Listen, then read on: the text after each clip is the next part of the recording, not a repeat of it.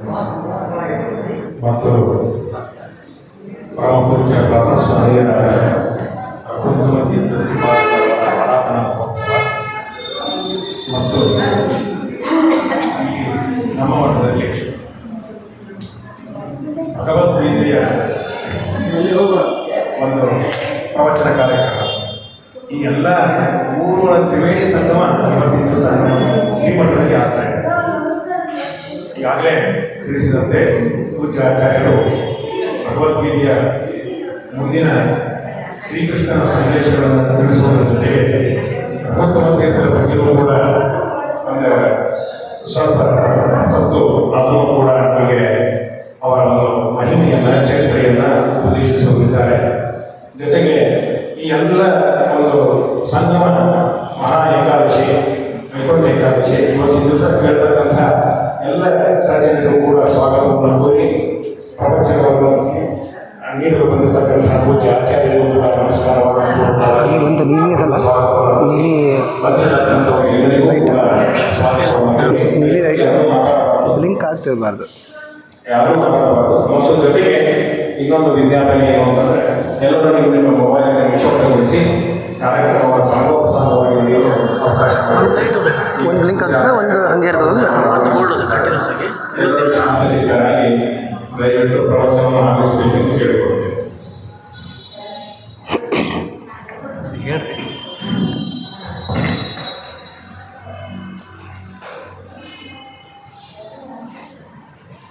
ಶ್ರೀ ಗುರುಭ್ಯೋ ನಮಃ.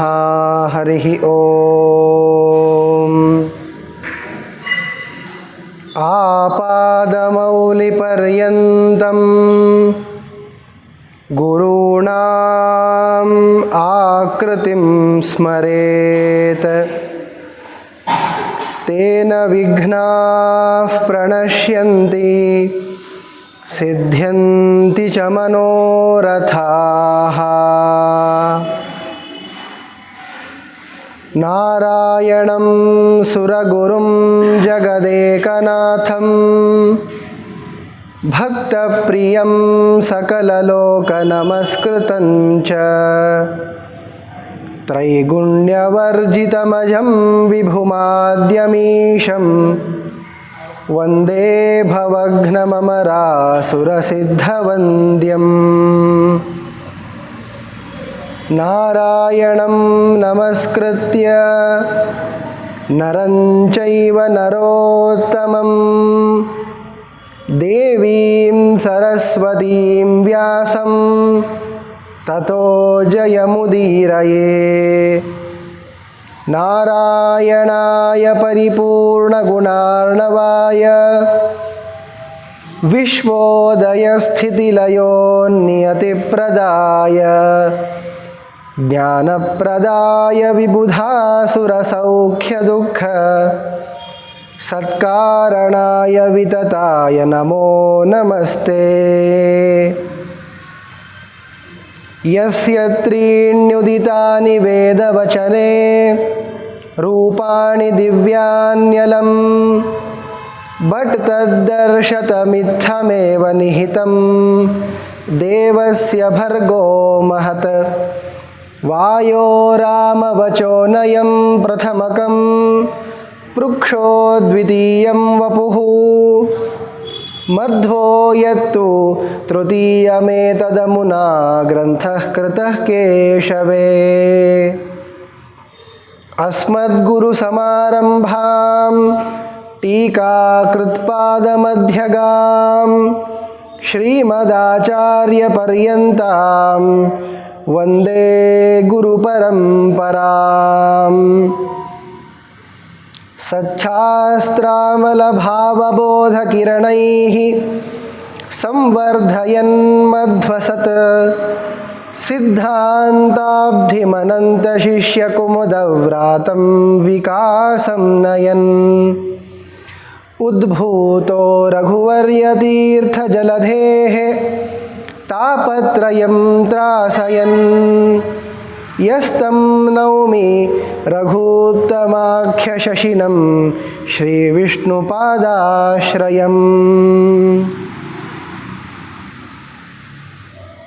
ಪೂಜ್ಯಾಯ ರಾಘವೇಂದ್ರಾಯ ಸತ್ಯಧರ್ಮರತಾಯ ಚ ಭಜತಾಂ ಕಲ್ಪವೃಕ್ಷಾಯ ನಮತಾಂ ಕಾಮಧೇನವೇ ದುರ್ವಾದಿಧ್ವಾಂತರವಯೇ ವೈಷ್ಣವೇಂದೀವರೇಂದವೇ ಶ್ರೀರಾಘವೇಂದ್ರ ಗುರವೇ ನಮೋತ್ಯಂತದಯಾಲವೇ.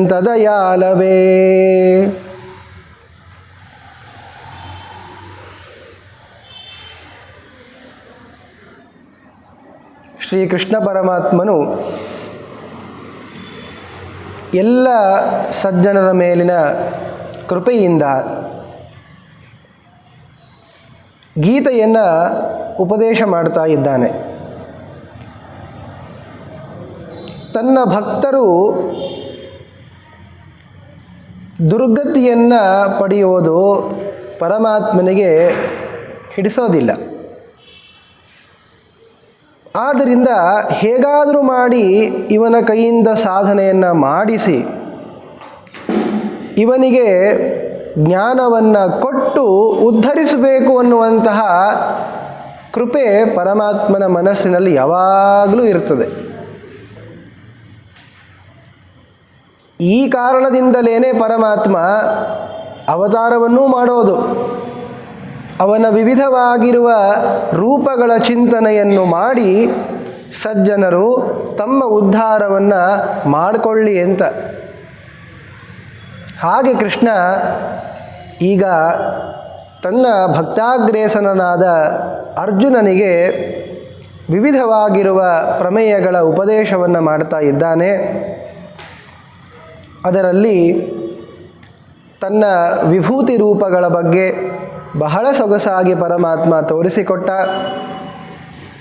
ಪರಮಾತ್ಮನನ್ನು ಹೊಂದಲಿಕ್ಕೆ ಬೇರೆ ಮಾರ್ಗನೂ ಇದೆ. ಅವ್ಯಕ್ತೋಪಾಸನೆಯನ್ನು ಮಾಡಿ ನಾವು ಮೋಕ್ಷವನ್ನು ಪಡಿಬಹುದು ಅಂತ ವಿಚಾರವನ್ನು ಮಾಡಿದರೆ, ಪರಮಾತ್ಮನನ್ನು ಪರಿತ್ಯಜಿಸಿ ಕೇವಲ ಅವ್ಯಕ್ತೋಪಾಸನೆಯಿಂದ ಮೋಕ್ಷಕ್ಕೆ ಹೋಗ್ತೀವಿ ಅಂದರೆ ಬಹಳ ಕಷ್ಟ ಇದೆ. ಬಹಳಷ್ಟು ಅಧಿಕಾರವನ್ನು ಸಂಪಾದನೆ ಮಾಡಿದ ಮೇಲೆ ಲಕ್ಷ್ಮೀದೇವಿ ಒಲಿತಾಳೆ. ಲಕ್ಷ್ಮೀದೇವಿ ಪ್ರಸನ್ನಳಾದರೂ ಪರಮಾತ್ಮ ಪ್ರಸನ್ನ ಆಗಿರೋದಿಲ್ಲ. ಮತ್ತು ಅವಳು ಹೇಳ್ತಾಳೆ, ಬಹಳ ಕಷ್ಟಪಟ್ಟು ಜನ್ಮ ಜನ್ಮಾಂತರಗಳ ಸಾಧನೆಯಿಂದ ನನ್ನ ಹತ್ರ ಬಂದಿಯಪ್ಪ, ಆದರೆ ನಾನು ಅಸ್ವತಂತ್ರ ತಾನೆ, ನನ್ನ ಪತಿಯನ್ನು ನೀನು ಸೇವೆ ಮಾಡಬೇಕು ಅಂತ ಮತ್ತೆ ಅಲ್ಲಿಗೆ ಕಳಿಸೋದು, ಮತ್ತು ಅಲ್ಲೇ ಹೋಗೋದು ಅಂತ ಆಗೋದಾದರೆ ಮೊದಲಿಗೇನೆ ಆ ಪರಮಾತ್ಮನೇ ತೋರಿಸಿರುವಂತಹ ಮಾರ್ಗವನ್ನು ಹಿಡಿದು ಅವನನ್ನು ಸರ್ವೋತ್ತಮ ಅಂತ ಭಜಿಸಿ ಅವನ ಸೇವಕರಾಗಿರುವಂತಹ ಲಕ್ಷ್ಮ್ಯಾದಿ ದೇವತೆಗಳನ್ನು ಪರಿವಾರ ಅಂತ ತಿಳಿದು ಭಜನೆಯನ್ನು ಮಾಡಿದರೆ ಇಷ್ಟೊತ್ತಿಗಾಗಲೇ ಮೋಕ್ಷವನ್ನೇ ಪಡೆದು ಬಿಡ್ತಾ ಇದ್ವಿ. ಪರಮಾತ್ಮ ಬಹಳ ಬೇಗ ಪ್ರಸನ್ನ ಆಗ್ತಾನೆ ಎನ್ನುವಂತಹ ವಿಚಾರವನ್ನು ತೋರಿಸಿಕೊಟ್ಟಿದ್ದಾರೆ. ಇನ್ನು ಅನೇಕ ಪ್ರಮೇಯಗಳನ್ನು ನಿರೂಪಿಸಿ ಪರಮಾತ್ಮ ತಾನು ಪುರುಷೋತ್ತಮ ಇದ್ದಾನೆ, ಸರ್ವೋತ್ತಮ ಇದ್ದಾನೆ, ನನ್ನನ್ನು ಪಡೆಯುವುದೇ ನಿಮ್ಮ ಧ್ಯೇಯವಾಗಿರಬೇಕು ಅನ್ನುವ ವಿಚಾರವನ್ನು ಬಹಳ ಸ್ಪಷ್ಟವಾಗಿ 15ನೆಯ ಅಧ್ಯಾಯದಲ್ಲಿ ನಿರೂಪಿಸಿ ಕೊಡ್ತಾ ಇದ್ದಾನೆ. ನೀವೆಲ್ಲರೂ ಭಕ್ತಿ ಶ್ರದ್ಧೆಗಳಿಂದ ಆ ಪುರುಷೋತ್ತಮ ಯೋಗದ ಪಾರಾಯಣವನ್ನು ಮಾಡ್ತಾ ಇರ್ತೀರಿ. ಸಂಪೂರ್ಣ ಅಂದ್ರೆ ಏನು, ಬಹಳ ಅಲ್ಪವಾಗಿರುವ ಶ್ಲೋಕಗಳಿಂದ ಕೂಡಿರುವ ಅಧ್ಯಾಯ ಅದು. ಆದರೂ ಅದರೊಳಗಿರುವ ಒಂದು ಶ್ಲೋಕವನ್ನಂತಾದರೂ ದಿವಸ ನೀವು ಹೇಳ್ತಾನೆ ಇರ್ತೀರಿ, ಅಹಂ ವೈಶ್ವಾನರೋ ಭೂತ್ವ, ಈ ಶ್ಲೋಕವನ್ನು. ಯಾಕೆ, ಊಟವನ್ನು ನಾವು ಇವತ್ತು ಬಿಟ್ಟು ಉಳಿದೆಲ್ಲ ದಿವಸ ಮಾಡ್ತೀವಿ ಅಂತಾದ್ದರಿಂದ ಆ ಶ್ಲೋಕವನ್ನು ಹೇಳ್ತೀವಿ. ಅಂತಹ ಪ್ರಮೇಯ ಗರ್ಭಿತವಾಗಿರುವ ಈ ಅಧ್ಯಾಯದ ಕೆಲವು ವಿಚಾರಗಳನ್ನು ಇವತ್ತಿನ ದಿವಸ ಅನುಸಂಧಾನ ಮಾಡೋಣಂತೆ. ಪರಮಾತ್ಮ ಹೇಳೋದು, ನೋಡು, ಈ ಪ್ರಪಂಚ ಏನಿದೆ ಇದನ್ನು ನಾವು ಬಂಧಕ ಅಂತ ತಿಳಿದು ಇದರಿಂದ ನಿವೃತ್ತರಾಗುವ ಪ್ರಯತ್ನವನ್ನು ಮಾಡಬೇಕು. ಈ ಸಂಸಾರ ಅಂತನ್ನೋದು ಇದೊಂದು ದೊಡ್ಡದಾಗಿರುವಂತಹ ವೃಕ್ಷ. ಸಂಸಾರ ಅಂದರೆ ಈ ಪ್ರಪಂಚವೇ. ಇಲ್ಲಿರ್ತೀವಿ ಅಂದರೆ ಕಷ್ಟಪಡೋದು ಇದ್ದೇ ಇದೆ. ಅದಕ್ಕೆ ಪರಮಾತ್ಮ ಮೊದಲಿಗೆ ಏನು ಮಾಡ್ತಾನೆ ಅಂದರೆ ಈ ಜಗತ್ತು ಹೇಗಿದೆ, ಈ ಬಂಧಕವಾಗಿರುವಂತಹ ಸಂಸಾರ ಅನ್ನೋದು ಹೇಗಿರ್ತದೆ ಅಂತ ಜಗತ್ತೆಂಬುವಂತಹ ವೃಕ್ಷದ ವರ್ಣನೆಯನ್ನು ಪರಮಾತ್ಮ ಮಾಡ್ತಾನೆ. ಅಂದರೆ ಜಗತ್ತನ್ನು ಒಂದು ವೃಕ್ಷಕ್ಕೆ ಹೋಲಿಸಿ ಆ ವೃಕ್ಷದ ಭಾಗಗಳು ಅಂತ ಏನೇನಿರ್ತಾವೋ ಅವುಗಳಿಗೆ ಯೋಗ್ಯವಾಗಿರುವಂತಹ ಜಗತ್ತಿನಲ್ಲಿ ಇರುವಂತಹ ಪದಾರ್ಥಗಳಿಗೆ ಹೋಲಿಸಿಬಿಟ್ಟು ಇಂತಹ ಸಂಸಾರದಿಂದ ಮೇಲಕ್ಕೆ ಹೋಗಬೇಕು, ಇದನ್ನು ಪರಿತ್ಯಾಗ ಮಾಡುವಂತೆ ಪ್ರಯತ್ನಿಸಬೇಕು ಅಂತ ಉಪದೇಶ ಮಾಡ್ತಾ ಇದ್ದಾನೆ ಆದಿಮ ಕೆಲವು ಶ್ಲೋಕಗಳಿಂದ. ಊರ್ಧ್ವಮೂಲಂ ಅಧಃಶಾಖಂ ಅಶ್ವತ್ಥಂ ಪ್ರಾಹುರವ್ಯಯಂ ಛಂದಾಂಸಿ ಯಸ್ಯ ಪರ್ಣಾನಿ ಯಸ್ತಂ ವೇದ ಸ ವೇದವಿತ್. ಈ ಜಗತ್ತು ಅನ್ನೋದು ಒಂದು ದೊಡ್ಡದಾಗಿರುವಂತಹ ವೃಕ್ಷ. ವೃಕ್ಷ ಅಂತ ಅಷ್ಟು ದೊಡ್ಡದು ಬೆಳಿಬೇಕು ಅಂದರೆ ಅದಕ್ಕೆ ಮೂಲ ಇರಬೇಕು, ಬೇರುಗಳಿರಬೇಕಲ್ಲ. ಅದು ಯಾವುದು ಅಂದರೆ ಊರ್ಧ್ವ ಮೂಲಂ. ಊರ್ಧ್ವ ಅಂತ ಅನ್ನಿಸ್ಕೊಂಡಿರುವಂಥವುಗಳು ಅಂತ ಕೆಲವೊಂದಿವೆ, ಅವುಗಳೇ ಮೂಲ. ಊರ್ಧ್ವ ಅಂದರೆ ಊರ್ಧ್ವ ಎನ್ನುವ ಶಬ್ದಕ್ಕೆ ಪ್ರಕೃತಿ ಅಂತ ಅರ್ಥ ಇದೆ. ಯಾವ ಪ್ರಕೃತಿ? ಚೇತನ ಪ್ರಕೃತಿ, ಅಚೇತನ ಪ್ರಕೃತಿ ಅಂತ ಮತ್ತೆ. ಅಚೇತನ ಪ್ರಕೃತಿ ಅಂದರೆ ಈ ಜಗತ್ತಿಗೆ ಪರಿಣಾಮಿ ಕಾರಣವಾದ ಕೊಡಕ್ಕೆ ಮಣ್ಣಿದ್ದ ಹಾಗೆ ಪರಿಣಾಮಿ ಕಾರಣವಾಗಿರುವಂತಹ ಪ್ರಕೃತಿ, ಜಡ ಪ್ರಕೃತಿ ಏನಿದೆ ಅದು ಒಂದು ಮೂಲ. ಅದಕ್ಕೆ ಅಭಿಮಾನಿನಿ ಆಗಿರುವಂತಹ ಲಕ್ಷ್ಮೀದೇವಿಯು ಮೂಲಳಾಗ್ತಾಳೆ. ಇವರಿಬ್ಬರಕ್ಕಿಂತಲೂ ಅತ್ಯಧಿಕನಾಗಿರುವಂತಹ ಪರಮಾತ್ಮನೂ ಕೂಡ ಈ ಜಗತ್ತಿಗೆ ಮೂಲ ಆಗ್ತಾನೆ. ಅಂದರೆ ಬೇರಿನ ಸ್ಥಾನದಲ್ಲಿ ಇವುಗಳನ್ನೆಲ್ಲ ಎಣಿಸ್ತಾ ಹೋಗಬೇಕು ಅಂತ ಹೇಳ್ತಾರೆ. ಆದರೆ ಪರಮಾತ್ಮ ಬೇರಲ್ಲ. ಈಗ ಬೇರು ಅಂತಾಗಬೇಕು ಅಂದರೆ ಅವನು ಒಂದು ಜಗತ್ತಿನ ಅಂಶ ಆಗಬೇಕಾಗ್ತದೆ. ಅದಕ್ಕೆ ಪರಮಾತ್ಮ ಮೂಲ ಅಂದರೆ ಮೂಲ ಆಧಾರ. ಎಲ್ಲಿ ಗಿಡ ಬೆಳೀತದಲ್ಲ ಆ ಭೂಪ್ರದೇಶ ಇದ್ದ ಹಾಗೆ ಪರಮಾತ್ಮ ಈ ಭೂಪ್ರದೇಶ ಇದ್ದ ಹಾಗೆ ಜಗತ್ತಿಗೆ ಆಧಾರಭೂತವಾದ ಮೂಲ. ಇನ್ನು ಪ್ರಕೃತಿ, ಜಡ ಪ್ರಕೃತಿ ಅಂತೇನಿದೆ, ಸತ್ವ ರಜಸ್ಸು ತಮಸ್ಸು ಎನ್ನುವ ಮೂರು ಗುಣಗಳನ್ನು ಇಟ್ಕೊಂಡಿರುವ ಪ್ರಕೃತಿ ಅಂತೇನಿದೆಯಲ್ಲ, ಆ ಪ್ರಕೃತಿಯು ನಿಜವಾಗಿಯೂ ಕೂಡ ಮೂಲ ಅಂದರೆ ಪರಿಣಾಮಿ ಕಾರಣವಾಗಿ ಮೂಲವಾಗಿರ್ತದೆ. ಇನ್ನು ಆ ಪ್ರಕೃತಿಗೆ ಅಭಿಮಾನಿನಿಯಾಗಿರುವ ಲಕ್ಷ್ಮೀದೇವಿಯವರು ಪರಮಾತ್ಮ ಕೊಟ್ಟಿರುವಂತಹ ಸ್ವಾತಂತ್ರ್ಯವನ್ನು ಇಟ್ಟುಕೊಂಡು ಈ ಪ್ರಕೃತಿಯನ್ನು ನಿಯಮನ ಮಾಡ್ತಾಳೆ ಅಂತಾದ್ದರಿಂದ ಅವಳು ಈ ಜಗತ್ತಿಗೆ ಮೂಲ. ಹೀಗೆ ಊರ್ಧ್ವ ಮೂಲಂ, ಈ ಜಗತ್ತೆಂಬುವಂತಹ ವೃಕ್ಷಕ್ಕೆ ಮೂರು ಮೂಲಗಳಿವೆ. ಊರ್ಧ್ವ ಅನ್ನುವಂತಹ ಶಬ್ದಕ್ಕೆ ಉತ್ತಮರು ಅಂತ ಅರ್ಥ. ಸರ್ವೋತ್ತಮನಾಗಿರುವಂತಹ ವಿಷ್ಣು ಮೂಲ ಆಧಾರ. ಜಡಗಳಲ್ಲಿ ಶ್ರೇಷ್ಠವಾಗಿರುವಂತಹ ಆ ಅಚೇತನ ಪ್ರಕೃತಿಯು ಇದಕ್ಕೆ ಪರಿಣಾಮಿ ಕಾರಣವಾದದ್ದು. ಅದಕ್ಕೆ ನಿಯಾಮಕಳಾಗಿರುವಂತಹ ಲಕ್ಷ್ಮೀದೇವಿ ಅವಳು ಚೇತನರಲ್ಲಿ ಪರಮಾತ್ಮನ ಬಿಟ್ಟು ಉತ್ತಮ ಅಂತಾದ್ದರಿಂದ ಅವಳು ಮೂಲ. ಈ ಊರ್ಧ್ವ ಮೂಲಂ, ಮೂರು ಮೂಲವನ್ನು ಪಡೆದಿರುವಂತಹದ್ದು ಈ ಜಗತ್ತೆಂಬುವ ವೃಕ್ಷ. ಅಂದರೆ ಈ ಪ್ರಪಂಚ ಈ ಮೂರು ಮಂದಿ ಕೈಯಲ್ಲಿದೆ ಅಂತ. ಎಲ್ಲ ಪದಾರ್ಥಗಳು ಪರಿಣಮಿಸಬೇಕು ಅಂದರೆ ಜಡ ಪ್ರಕೃತಿ ಇರಬೇಕು. ಅದು ಜಡ ಅಂತಾದ್ದರಿಂದಲೇ ಅದನ್ನು ನಿಯಮನ ಮಾಡಲಿಕ್ಕೆ ಅಂತ ಒಬ್ಬ ಚೇತನ ಅಂತ ಇರಬೇಕು, ಅದೇ ಲಕ್ಷ್ಮೀದೇವಿ. ಇವರಿಬ್ಬರೇನು ಸ್ವತಂತ್ರರ ಅಲ್ಲ. ಆದ್ದರಿಂದ ಅವರಿಗೆ ನಿಯಾಮಕನಾಗಿ ಪರಮಾತ್ಮ ತನ್ನಲ್ಲಿ ಈ ಜಗತ್ತಿಗೆ ಆಶ್ರಯವನ್ನು ಕೊಟ್ಟಿದ್ದಾನೆ ಅಂತಾದ್ದರಿಂದ ಪರಮಾತ್ಮನೂ ಕೂಡ ಮೂಲ. ಗಿಡ ಬೆಳಿಬೇಕು ಅಂದರೆ ಬೇರು ಇರಬೇಕು, ಅದಕ್ಕೆ ಬೇರಿಗೆ ಶಕ್ತಿ ಇರುವಂತೆ ನಿಯಾಮಕವಾಗಿರುವಂತಹ ಒಬ್ಬ ದೇವತಾ ಇರಬೇಕು. ಆಮೇಲೆ ಎಲ್ಲಿ ಬೆಳಿಬೇಕದು? ಆಕಾಶದ ಮೇಲೆ ಬೆಳಿಲಿಕ್ಕಾಗ್ತದ? ನೆಲದ ಮೇಲೆ ಬೆಳಿಬೇಕಲ್ಲ. ಆ ಆಧಾರ ಪರಮಾತ್ಮ. ಹೀಗೆ ಊರ್ಧ್ವ ಮೂಲಂ ಅಧಶಾಖಂ, ಶಾಖ ಕೊಂಬೆಗಳು, ಕೊಂಬೆಗಳಂತೆ ವೃಕ್ಷಕ್ಕೆ ಕೊಂಬೆಗಳಿದ್ದಂತೆ ಈ ಜಗತ್ತಿಗೆ ಕೊಂಬೆಗಳು ಯಾವುದು ಅಂದರೆ ಅಧಃ. ಊರ್ಧ್ವ ಎನ್ನುವ ಶಬ್ದದಿಂದ ಯಾರನ್ನು ತಗೊಂಡಿದ್ವೋ ಅವ್ರಿಗಿಂತಲೂ ಅಧಃ ಕೆಳಗಿನವರು ಯಾರಪ್ಪ?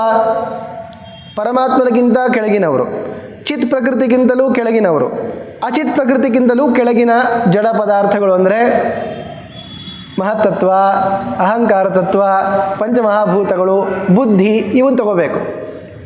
ಅಧಶಾಖಂ, ಆ ತತ್ವ ತಗೊಳ್ತೀರಿ ಅಂದರೆ ಅದಕ್ಕೆ ಅಭಿಮಾನಿಗಳಾದ ದೇವತೆಗಳನ್ನು ತಗೋಬೇಕು. ಯಾಕೆ ಅಂತಂದರೆ ಅವು ಜಡ ಅಂತಾದ್ದರಿಂದ ಜಡವಾದ ವಸ್ತುವಿಗೆ ಸ್ವತಃ ಚೇಷ್ಟಾದಿಗಳನ್ನು ಮಾಡಲಿಕ್ಕೆ ಆಗೋದಿಲ್ಲ.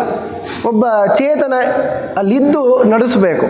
ಆದ್ದರಿಂದ ದೇವತೆಗಳನ್ನು ತಗೊಳ್ಳಿ. ಅಧಶಾಖಂ, ಆ ಊರ್ಧ್ವ ಶಬ್ದವಾಚ್ಯವಾಗಿರುವ ಚೇತನ ಪ್ರಕೃತಿ ಅಚೇತನ ಪ್ರಕೃತಿ ಪರಮಾತ್ಮನಕ್ಕಿಂತಲೂ ಅಧಃ ಕೆಳಗಿನವುಗಳಾಗಿರುವಂತಹ ಮಹದಾದಿ ತತ್ವಗಳು ಅಂತೇನಿವೆ ಇವುಗಳೇ ಶಾಖಾ, ಶಾಖೆಗಳಂತೆ. ಅಂದರೆ ಇಲ್ಲೆಲ್ಲ ಶಾಖಾಸ್ಥಾನೀಯವಾಗಿರುವ ಪದಾರ್ಥಗಳು ಅಂತೇನಿವೆ ಇವೆಲ್ಲವೂ ಕೂಡ ಮಹತ್ತತ್ವ, ಅಹಂಕಾರ ತತ್ವ, ಬುದ್ಧಿ ತತ್ವ, ಪಂಚಮಹಾಭೂತಗಳು ಅಂತ ಈ 8 ಪದಾರ್ಥಗಳನ್ನು ಹೇಳುವಂಥದ್ದು. ಊರ್ಧ್ವಮೂಲಂ ಅಧಶಾಖಂ ಅಶ್ವತ್ಥಂ ಪ್ರಾಹು ಅವ್ಯಯಂ. ಇದು ಅಶ್ವತ್ಥ, ಇವತ್ತಿದ್ದಂಗೆ ನಾಳೆ ಇರಲ್ಲ. ಪ್ರತಿ ದಿವಸವೂ ಕೂಡ ಒಂದಾದರೂ ಒಂದು ಪರಿಣಾಮವನ್ನು ಪಡೆಯುತ್ತದೆ ಅಂತಾದ್ದರಿಂದ ಇದು ಅಶ್ವತ್ಥ ಅಂತ ಅನ್ನಿಸ್ಕೊಳ್ತದೆ. ಚಂಚಲ ಅಂತಾದ್ದರಿಂದ ಅಶ್ವದಂತೆ ಇದೆ ಅಶ್ವತ್ಥ. ಜಗತ್ತು ಇದು ಸುಮ್ಮನೆ ಒಂದೇ ತರಹ ಇರಲ್ಲ, ಇದು ಬದಲಾಗ್ತಾನೇ ಇರ್ತದೆ. ಕೆಲವೊಬ್ಬರು ತಾವು ಹೇಳುವಂತಹ ಅರ್ಥದಲ್ಲಿ ದಾರಢ್ಯ ಇರದೆ ಕೆಲವು ಮಾತುಗಳನ್ನು ಆಡ್ತಾರೆ. ನೋಡ್ರಿ, ಜಗತ್ತು ಸತ್ಯ ಆಗಿದ್ದರೆ ಪರಿಣಾಮ ಯಾಕಾಗ್ತಾ ಇತ್ತು ಅಂತ. ಈಗ ಅವ್ರು ಹೇಳ್ತಾ ಇರುವಂತಹ ಮಿಥ್ಯಾತ್ವ ಬೇರೆ ತರಹ ಇದೆ. ಪರಿಣಾಮ ಆಗುತ್ತದೆ ಎನ್ನುವ ಕಾರಣದಿಂದ ಇದನ್ನು ಮಿಥ್ಯಾ ಅಂತ ಕರೆಯೋದು ಅಂತಾಗಿದ್ದರೆ, ಅನೃತ ಅಂತ ಕರೆಯೋದು ಅಂತಾಗಿದ್ದರೆ ಅದನ್ನು ಅವಶ್ಯವಾಗಿ ನಾವು ಒಪ್ಕೊಳ್ತೀವಿ. ಸ್ಥಿತೇಹೇ ಬ್ರಹ್ಮರ್ಥಮಿತ್ಯುಕ್ತಂ ಅನೃತಂ ಪರಿಣಾಮತಃ. ಪರಮಾತ್ಮ ಯಾವಾಗಲೂ ಸ್ಥಿರವಾಗಿ ನಿಂತಿರ್ತಾನೆ ಅಂತ. ಆದ್ದರಿಂದ ಪರಮಾತ್ಮ ಸತ್ಯ. ಜಗತ್ತು ಪ್ರತಿಕ್ಷಣದಲ್ಲೂ ಕೂಡ ಬದಲಾಗ್ತಾ ಇರ್ತದೆ, ಪರಿಣತವಾಗ್ತಿರುತ್ತದೆ ಅಂತ. ಆದ್ದರಿಂದ ಅನೃತ ಮಿಥ್ಯಾ ಅಂತ ಆಗೋದಾದರೆ ಅವಶ್ಯವಾಗಿ ನಾವು ಅದನ್ನು ಸ್ವೀಕಾರ ಮಾಡ್ತೀವಿ. ಆದ್ದರಿಂದ ಪರಿಣಾಮವಾಗ್ತಾ ಇದೆ ಅಂತ ಆದ್ದರಿಂದ ಮಿಥ್ಯೆ ಅಂತ ಕರೆಯೋದಾದರೆ ಅದನ್ನು ನಾವೇ ಹೇಳಿದವರು, ಆಚಾರ್ಯರೇ ತೋರಿಸ್ಕೊಟ್ಟಿದ್ದಾರೆ. ಅದನ್ನು ಬಿಟ್ಟು ಬೇರೆ ತರಹ ಜ್ಞಾನದಿಂದ ನಾಶ ಆಗ್ತದೆ, ಇದು ಯಾವುದನ್ನು ಕೂಡ ಒಪ್ಪಲಿಕ್ಕೆ ಬರುವಂಥದ್ದಲ್ಲ.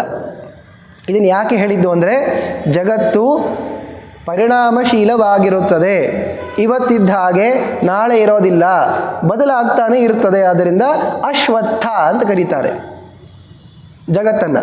ಮತ್ತು ಅಶ್ವತ್ಥ ವೃಕ್ಷದ ಬಗ್ಗೆನೂ ಹೇಳ್ತಾ ಇದ್ದಾರೆ ಅಂತ ಇಟ್ಕೊಳ್ಳಿ, ವೃಕ್ಷಕ್ಕೆ ಹೋಲಿಸ್ತಾ ಇದ್ದಾರಲ್ಲ. ಆದ್ದರಿಂದ ಅವ್ಯಯಂ, ಇದಕ್ಕೆ ನಾಶ ಇಲ್ಲ ಅಂತ.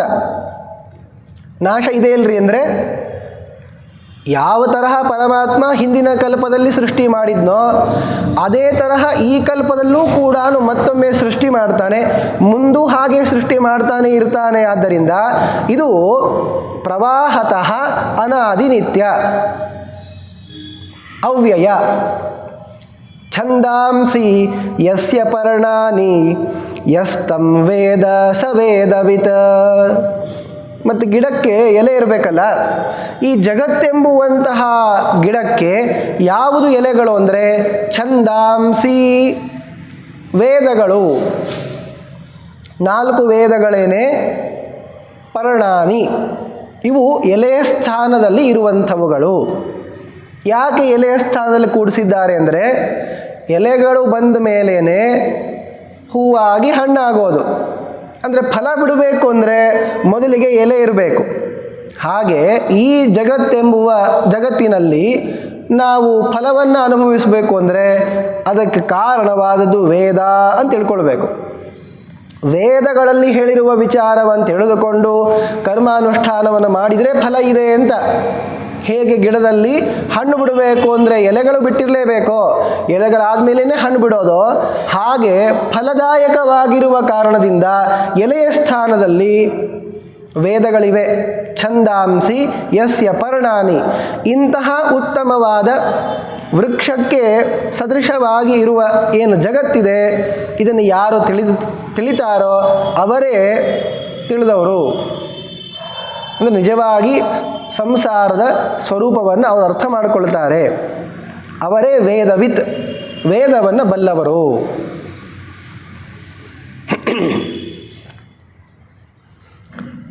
ಈ ಜಗತ್ತನ್ನು ವೃಕ್ಷಕ್ಕೆ ಹೋಲಿಸಿ ನಾನಾ ತರಹದ ವರ್ಣನೆಗಳು ಬೇರೆ ಬೇರೆ ಗ್ರಂಥಗಳಲ್ಲಿ ಬಂದಿವೆ.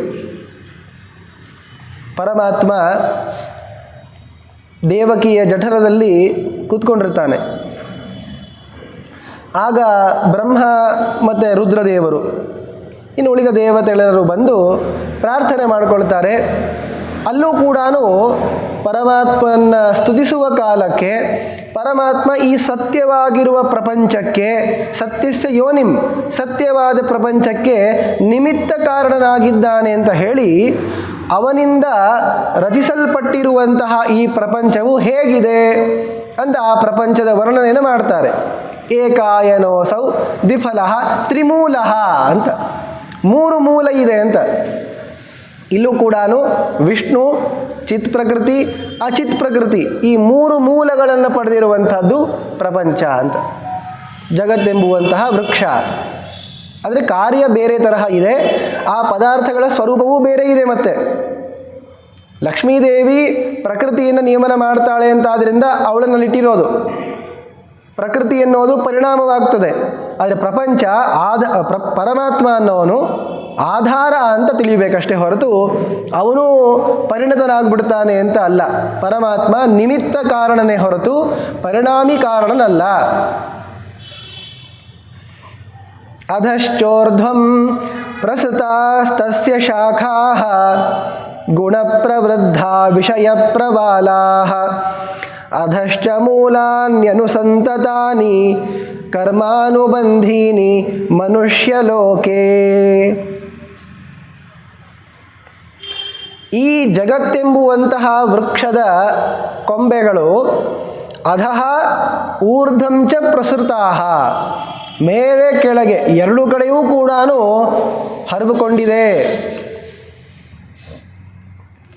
ಅದು ಹೇಗೆ ಅಂದರೆ, ಕೆಳಗೆ ಅಂತ ಅನಿಸ್ಕೊಂಡಿರುವಂತಹ ಮಹತ್ತು, ಅಹಂಕಾರ, ಬುದ್ಧಿ, ಪಂಚಮಹಾಭೂತಗಳು ಇವುಗಳನ್ನು ಹೇಳಬೇಕಲ್ಲ. ಅಧಃ ಕೆಳಗೂ ಕೂಡ ಇವುಗಳು, ಈ ಕೆಳಗಿನ ಪದಾರ್ಥಗಳಲ್ಲಿಯೂ ಕೂಡ ಪ್ರಸೃತವಾಗಿದೆ, ಎಲ್ಲ ಕಡೆ ಹೋಗಿವೆ. ಅಂದರೆ ಶಾಖಾಸ್ಥಾನೀಯವಾಗಿರುವಂತಹ ಈ ಏನು 8 ಪದಾರ್ಥಗಳಿವೆ, ಇವುಗಳಿಂದ ಉತ್ಪನ್ನವಾಗಿರುವಂತಹ ಶರೀರದಲ್ಲಿ ಇವೆ. ಈ ನಮ್ಮ ಶರೀರ ಇದೆ ನೋಡಿ, ಇದು ಪಾಂಚಭೌತಿಕವೇ. ಇದರಲ್ಲಿಯೂ ಮಹತ್ತತ್ವ, ಅಹಂಕಾರ ತತ್ವಗಳ ಕಾರ್ಯ ಇದೆ. ಆದ್ದರಿಂದ ಕೆಳಗೆ ಆಗಿರುವ ಈ 8 ತತ್ವಕ್ಕಿಂತಲೂ ಕೂಡ ಕೆಳಗಿರುವ ಅವುಗಳ ಕಾರ್ಯಭೂತವಾಗಿರುವಂತಹ ಶರೀರದಲ್ಲೂ ಇವುಗಳಿವೆ. ಇದಕ್ಕಿಂತಲೂ ಮೇಲಿರುವಂತಹ ಪ್ರಕೃತಿಯಲ್ಲಿ ಸೂಕ್ಷ್ಮ ರೂಪೇಣ ಇವುಗಳಿವೆ. ಆದ್ದರಿಂದ ಮೇಲೆ ಕೆಳಗೆ ಎರಡು ಕಡೆಯೂ ಕೂಡ ಈ 8 ಪದಾರ್ಥಗಳು, ಶಾಖೆಗಳು ಹರಕೊಂಡಿವೆ, ಪ್ರಸೃತವಾಗಿವೆ. ಮೇಲಕ್ಕೂ ಇದೆ, ಕೆಳಗೂ ಇದೆ. ಆ ತರಹದ ಕೊಂಬೆಗಳು ಈ ಅಶ್ವತ್ಥ ವೃಕ್ಷಕ್ಕಿದ್ದ ಹಾಗೆ ಜಗತ್ತೆಂಬುವಂತಹ ವೃಕ್ಷಕ್ಕೆ ಶಾಖಾಸ್ಥಾನೀಯವಾಗಿರುವಂತಹ ಪಂಚಮಹಾಭೂತಗಳು, ಮಹತ್ತತ್ವ, ಅಹಂಕಾರ ತತ್ವ, ಬುದ್ಧಿ ಅಂತನ್ನುವುಗಳು ಮೇಲೂ ಇವೆ, ಕೆಳಗೂ ಇವೆ ಅಂತ. ಇದನ್ನು ಈ ತರಹ ತಿಳ್ಕೊಳ್ಬೇಕು. ಆಗ ಜಗತ್ತು ಅನ್ನೋದಕ್ಕೆ ಒಂದು ನಿಯತವಾಗಿರುವ ಕಾರಣಗಳಿವೆ ಅಂತ ಗೊತ್ತಾಗ್ತದೆ. ನಿಯತವಾಗಿರುವ ಕಾರಣ ಇತ್ತು ಅಂತ ಗೊತ್ತಾದ ಮೇಲೆ ಇದನ್ನು ಮಿಥ್ಯಾ ಅಂತ ಅನ್ನಲಿಕ್ಕಾಗೋದಿಲ್ಲ.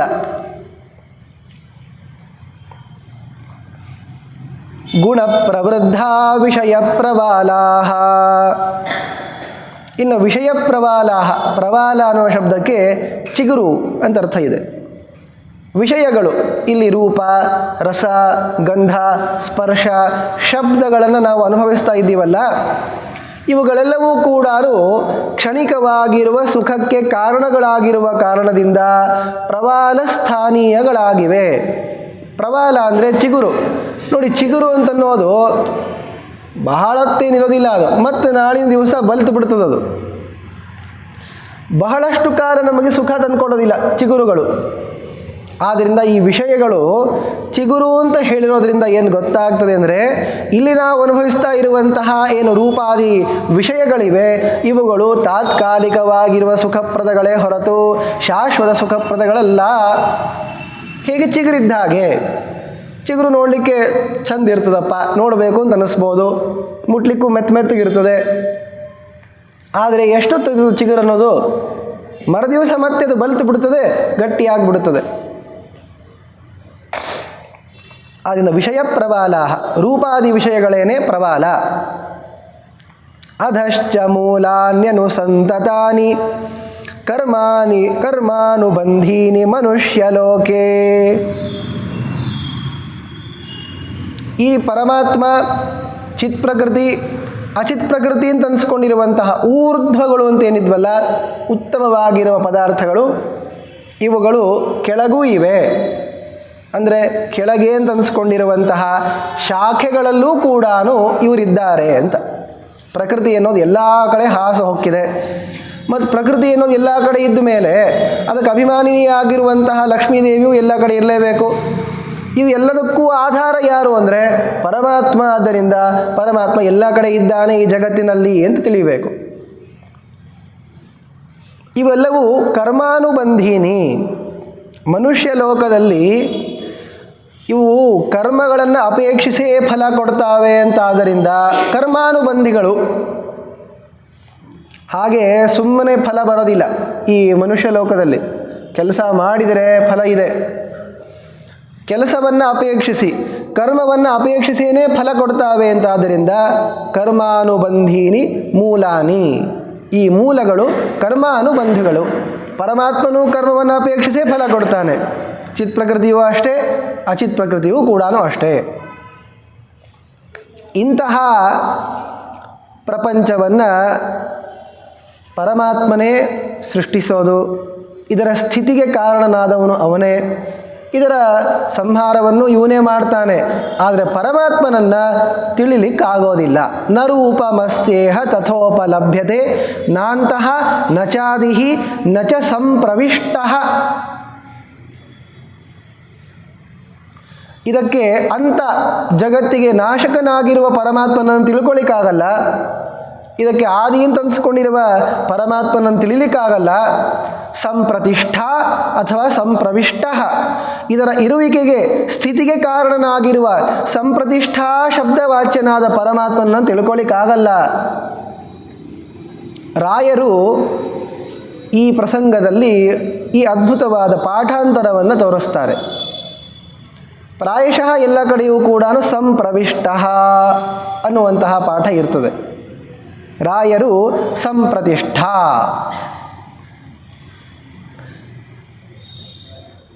ಅಂದರೆ ಸ್ಥಿತಿಗೆ ಕಾರಣವಾಗಿರುವಂತಹ ಪರಮಾತ್ಮನಿಗೆ ಇರುವಂತಹ ನಾಮ ಅದು.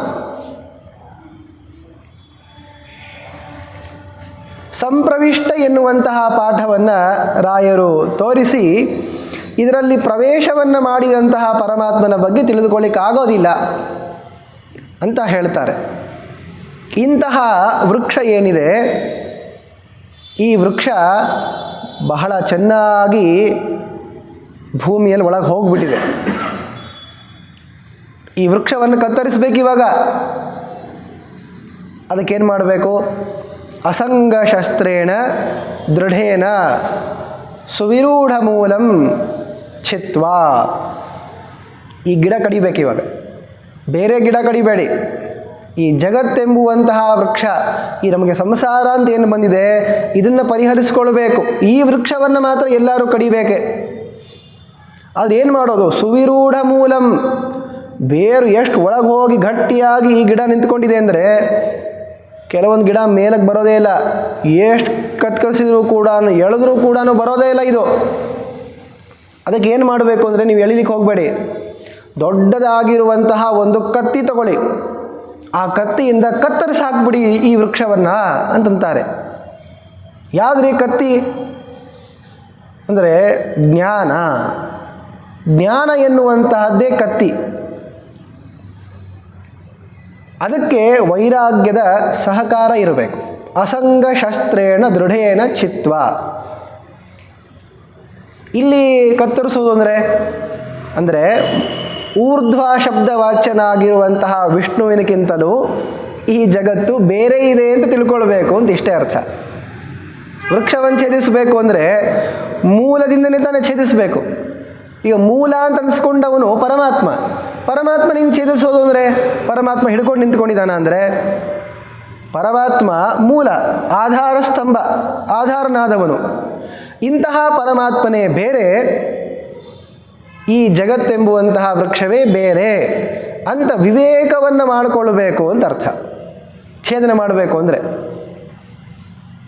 ಹೀಗೆ ಪರಮಾತ್ಮ ಜಗತ್ತಿಗೆ ಪರಿಣಾಮ ಅಂತ ತಿಳಿಬಾರದು.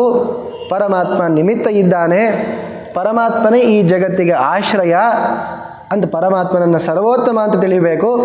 ಈ ಜಗತ್ತು ಅನ್ನೋದು ನಮಗೆ ಬಂಧಕ ಅಂತ ತಿಳಿಯಬೇಕು.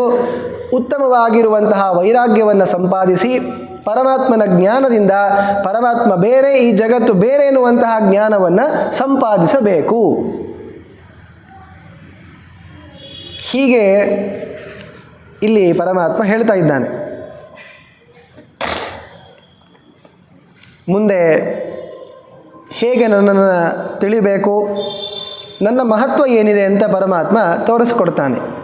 ನ ತದ್ಭಾಸಯತೆ ಸೂರ್ಯೋ ನ ಶಶಾಂಕೋ ನ ಪಾವಕಃ ಯದ್ಗತ್ವ ನ ನಿವರ್ತಂತೆ ತದ್ಧಾಮ ಪರಮಂ ಮಮ.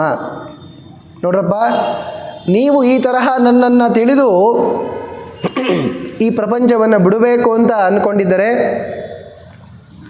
ಉತ್ತಮವಾಗಿರುವಂತಹ ನನ್ನನ್ನು ತಿಳಿದು ಶ್ರೇಷ್ಠವಾಗಿರುವಂತಹ ಪದವನ್ನು, ಸ್ಥಾನವನ್ನು ಪಡಿಬೇಕು. ಯಾವ ಸ್ಥಾನದಲ್ಲಿ ಸೂರ್ಯ, ಚಂದ್ರ, ಅಗ್ನಿಗಳು ಇವ್ಯಾವುಗಳ ಪ್ರಕಾಶವೂ ಬರೋದಿಲ್ಲ. ಯದ್ಗತ್ವ ನ ನಿವರ್ತಂತೆ ತದ್ಧಾಮ ಪರಮಂ ಮಮ. ಯಾವ ಈ ಪ್ರದೇಶಕ್ಕೆ ಬಂದರೆ ವಾಪಸ್ ನೀವು ಇದಕ್ಕಿಂತಲೂ ಅಧಮವಾಗಿರುವಂತಹ ಪ್ರದೇಶಕ್ಕೆ ಬರಲಿಕ್ಕಾಗೋದೇ ಇಲ್ಲ. ಅಲ್ರಿ, ಬರೋದು ಬೇಡ, ಅದಕ್ಕೆ ಬರ್ರಿ ಅಂತ ಹೇಳ್ತಾ ಇರೋದು ಕೃಷ್ಣ. ತದ್ಧಾಮ ಪರಮಂ ಮಮ. ಇಲ್ಲಿ ಬಂದರೆ ನಿಮಗೆ ಪುನಃ ಆವೃತ್ತಿ ಅನ್ನೋದಿಲ್ಲ. ಮಮೈವಾಂಶೋ ಜೀವಲೋಕೆ ಜೀವಭೂತ ಸನಾತನಃ ಮನಃಷ್ಠಾನಿ ಇಂದ್ರಿಯಾಣಿ ಪ್ರಕೃತಿಸ್ಥಾನಿ ಕರ್ಷತಿ. ನನ್ನದೇ ಆಗಿರುವಂತಹ ಅಂಶ ಈ ಜೀವರು ಅಂತ ಕೃಷ್ಣ ಹೇಳ್ದ. ಜೀವರು ಪರಮಾತ್ಮನ ಅಂಶರಲ್ಲ. ಮತ್ತು ಕೃಷ್ಣ ಹೇಳ್ತಿದ್ದಾನಲ್ರಿ ಅಂದರೆ ಪರಮಾತ್ಮನಿಗೆ ಸದೃಶ ಅನ್ನುವ ಅರ್ಥದಲ್ಲಿ ಈ ಅಂಶ ಅನ್ನುವ ಶಬ್ದವನ್ನು ಪ್ರಯೋಗಿಸಿದ್ದು. ಅದನ್ನೇ ಇನ್ನೊಂದು ಅರ್ಥದಲ್ಲಿ ಹೇಳೋ ಕಾಲಕ್ಕೆ ಭಿನ್ನ ಅಂಶ, ಸ್ವರೂಪಾಂಶ ಅಂತ ಎರಡು ಅಂಶಗಳಿವೆ. ಪರಮಾತ್ಮನ ಮತ್ಸ್ಯ, ಕೂರ್ಮ, ವರಾಹ ಮುಂತಾದ ಅಂಶಗಳು ಸ್ವರೂಪಾಂಶಗಳು. ಪರಮಾತ್ಮನ ಅಂಶರು ಜೀವರು ಅಂತ ಕರೆದಾಗ ಅವರು ಭಿನ್ನರಾದ ಅಂಶ.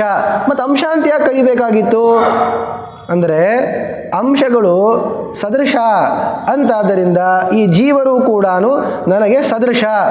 ಸದೃಶ ಅಂದರೆ ಪ್ರತಿಬಿಂಬ ಅಂತ ಅರ್ಥ. ಪ್ರತಿಬಿಂಬರಾಗಿದ್ದಾರೆ ಎನ್ನುವ ಅಭಿಪ್ರಾಯದಲ್ಲಿ ಅಂಶ ಶಬ್ದ ಪ್ರಯೋಗವನ್ನು ಮಾಡಿರುವುದು.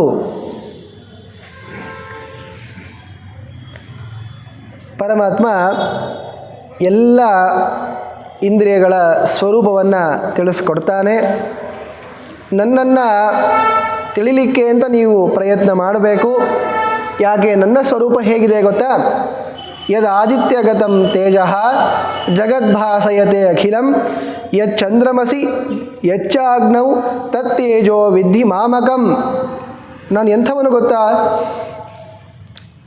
ಆದಿತ್ಯನಲ್ಲಿರುವಂತಹ ತೇಜಸ್ಸು, ಇಡೀ ಜಗತ್ತನ್ನೇ ಪ್ರಕಾಶಿಸುವಂತಹ ತೇಜಸ್ಸಿದೆಯಲ್ಲ, ಅದು ಮಾಮಕಂ, ಅದು ನನ್ನ ಅಧೀನ.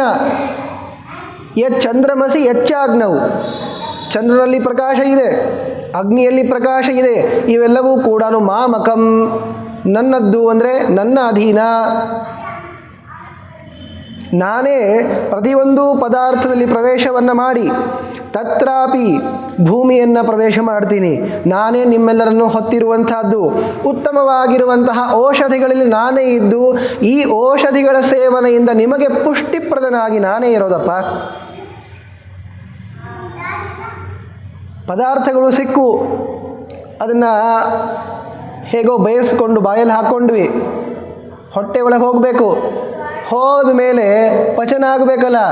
ಅಹಂ ವೈಶ್ವಾನರೋ ಭೂತ್ವ ಪ್ರಾಣಿನಾಂ ದೇಹಮಾಶ್ರಿತಃ ಪ್ರಾಣಾಪಾನ ಸಮಾಯುಕ್ತಃ ಪಚಾಮ್ಯನ್ನಂ ಚತುರ್ವಿಧಂ. ನಾನೇ ನಿಮ್ಮ ಹೊಟ್ಟೆಯಲ್ಲಿರುವಂತಹ ವೈಶ್ವಾನರ ಅಗ್ನಿ ಶಬ್ದ ವಾಚ್ಯನಾಗಿ ಆ ವೈಶ್ವಾನರ ಅಗ್ನಿಯಲ್ಲಿರುವ ವೈಶ್ವಾನರ ಅಗ್ನಿ. ವೈಶ್ವಾನರ ಸಾಧಾರಣ ಶಬ್ದ ವಿಶೇಷಾತ್ ಅನ್ನುವ ಸೂತ್ರದಲ್ಲಿ ಇದನ್ನು ನಿರ್ಣಯಿಸಿಕೊಟ್ಟಿದ್ದಾರೆ. ನಾನೇ ವೈಶ್ವಾನರಾಗ್ನಿ. ಮತ್ತು ಅಗ್ನಿ ಅಂತ ಬೇರೆ ಇದ್ದಾರಲ್ಲ, ಅಂದರೆ ನನ್ನ ಭಕ್ತ ಅವನು, ನಾನೇ ಅವನನ್ನು ಇಟ್ಟಿರೋದು. ಆದರೆ ವೈಶ್ವಾನರ ಅಂದರೆ ನಾನು ವಿಶ್ವನರ ಸಂಬಂಧಿ, ಎಲ್ಲ ಮನುಷ್ಯರಲ್ಲೂ ನಾನು ಇರ್ತೀನಿ, ಆದ್ದರಿಂದ ನನಗೆ ವೈಶ್ವಾನರ ಅಂತಾರೆ. ನಾನೇ ನಿಮ್ಮ ಹೊಟ್ಟೆಯಲ್ಲಿ ಇದ್ದುಕೊಂಡು ನೀವು ಹಾಕಿರುವಂತಹ ಆಹಾರಗಳನ್ನು ಪಚಿಸುವುದು, ಅದರಿಂದ ಉತ್ತಮವಾಗಿರುವಂತಹ ಸುಖವನ್ನು ಕೊಡೋನು ನಾನೇ.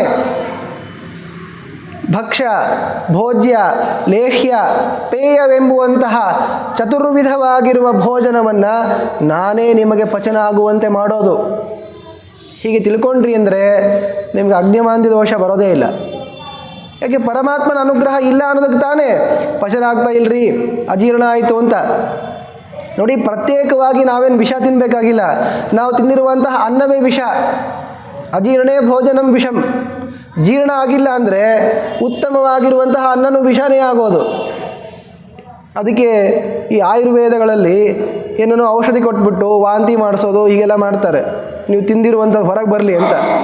ಯಾಕೆ? ಪಚನ ಆಗಿಲ್ಲ ಅಂತ. ಇವೆಲ್ಲ ದೋಷ ಯಾವಾಗ ಬರ್ತದೆ? ಪರಮಾತ್ಮನ ಕೃಪೆ ನಮ್ಮ ಮೇಲೆ ಇಲ್ಲ ಅನ್ನೋದಕ್ಕೆ ಬರ್ತದಪ್ಪ.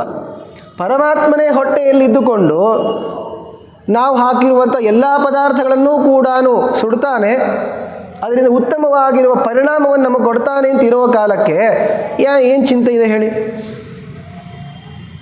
ಈ ಶ್ಲೋಕವನ್ನು ನಾವು ದಿವಸ ಹೇಳ್ತೀವಲ್ಲ, ಈ ಒಂದಂಶವನ್ನಾದರೂ ಮನಸ್ಸಲ್ಲಿ ಇಟ್ಟುಕೊಳ್ಬೇಕು. ಯಾಕೆ? ಊಟಕ್ಕೆ ಕೂತಾಗೆ ಇದನ್ನು ಹೇಳೋದು ಅಂತ. ಆದ್ದರಿಂದ ನಾನೇ ನಿಮ್ಮ ಚಠರದಲ್ಲಿ ಇದ್ದು ವೈಶ್ವಾನರ ಅಗ್ನಿಯಲ್ಲಿ ಅಂತರ್ಯಾಮಿಯಾಗಿ ನಿಮ್ಮ ಭೋಜನಗಳನ್ನು ಪಚಿಸುವುದು ಅಂತ ತಿಳ್ಕೊಂಡಾಗ ಉತ್ತಮವಾಗಿರುವಂತಹ ಫಲ ಇದೆ. ಹೀಗೆ ಪರಮಾತ್ಮ ನಿರೂಪಿಸಿ ಒಂದು ಮಾತನ್ನು ಹೇಳ್ತಾನೆ, ನನ್ನನ್ನು ನೀವು ಪುರುಷೋತ್ತಮ ಅಂತ ತಿಳ್ಕೊಳ್ಬೇಕು. ಪುರುಷೋತ್ತಮ ಅಂದರೆ ಸರ್ವೋತ್ತಮ ಅನ್ನೋ ಅಭಿಪ್ರಾಯದಲ್ಲೇ ಬಂದಿರೋದು. ಪುರುಷೋತ್ತಮತ್ವ, ಸರ್ವೋತ್ತಮತ್ವ ಇವೆಲ್ಲವೂ ಸಮಾನವಾದದ್ದೇ. ಆದರೆ ಪುರುಷೋತ್ತಮ ಅಂತ ಯಾಕೆ ಕರೀತಾರೆ ಎನ್ನುವಂತಹ ವಿಚಾರವನ್ನು ಪರಮಾತ್ಮ ತೋರಿಸ್ಕೊಡ್ತಾನೆ. ದ್ವಾವಿಮೌ ಪುರುಷೌ ಲೋಕೆ ಕ್ಷರಶ್ಚಾಕ್ಷರ ಏವ ಚ ಕ್ಷರಃ ಸರ್ವಾಣಿ ಭೂತಾನಿ ಕೂಟಸ್ಥೋಕ್ಷರ ಉಚ್ಯತೆ. ನೋಡ್ರಪ್ಪ, ನನ್ನನ್ನು ಪುರುಷೋತ್ತಮ ಅಂತ ಕರೀತಾರಲ್ಲ, ಪುರುಷೋತ್ತಮ ಅಂತ ನನ್ನನ್ನು ಕರಿಬೇಕು ಅಂದರೆ ಪುರುಷ ಯಾರು ಅಂತ ನೀವು ಮೊದಲು ತಿಳ್ಕೊಳ್ಳಿ. ಆಗ ಅವರಿಗಿಂತಲೂ ಉತ್ತಮನಿದ್ದೀನಿ ಅಂತ ನನ್ನನ್ನು ತಿಳ್ಕೊಂಡಾಗ ನನ್ನ ಪರಿಚಯವಾಗ್ತದೆ. ನಾನು ಎಲ್ಲ ಗುಣಗಳಿಂದಲೂ ಪೂರ್ಣನಿದ್ದೀನಿ ಎನ್ನುವಂತಹ ಸಂಭಾವನೆ ನಿಮಗೆ ಹುಟ್ಟುತ್ತದೆ. ಕ್ಷರಃ ಸರ್ವಾಣಿ ಭೂತಾನಿ. ಕ್ಷರ ಹಾಗೂ ಅಕ್ಷರ ಅಂತ ಎರಡು ತರಹದ ಪುರುಷರಿದ್ದಾರೆ. ಕ್ಷರ ಪುರುಷರು ಅಂದರೆ ಬ್ರಹ್ಮದೇವರಿಂದ ಆರಂಭ ಮಾಡಿಕೊಂಡು ಎಲ್ಲ ಜೀವರಾಶಿಗಳು ಕ್ಷರ ಪುರುಷರು.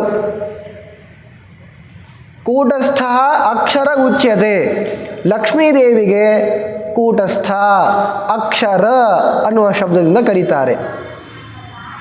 ಅಕ್ಷರ ಅಂತಲೂ ಕರೀರಿ, ಏನು ಚಿಂತೆ ಇಲ್ಲ. ಕೃಷ್ಣ ಪರಮಾತ್ಮ ಇಲ್ಲಿ ಅಕ್ಷರ ಅಂತ ಕರೆದಿದ್ದಾನೆ. ಪುಲ್ಲಿಂಗದಿಂದ ಕರೆದಿದ್ದಾನೆ ಲಕ್ಷ್ಮೀದೇವಿಯವರನ್ನು. ಯಾಕೆ ಕರೆದ ಅಂದರೆ ಪುಂಬಚ್ಛಕ್ತಿಮತಿ ಯತಃ.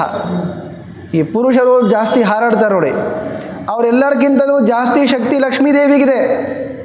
ಆದ್ದರಿಂದ ಅವಳನ್ನೂ ಕೂಡ ಪುಲ್ಲಿಂಗದ ಶಬ್ದಗಳಿಂದ ಕರೀತಾರೆ ಲೋಕದಲ್ಲಿ.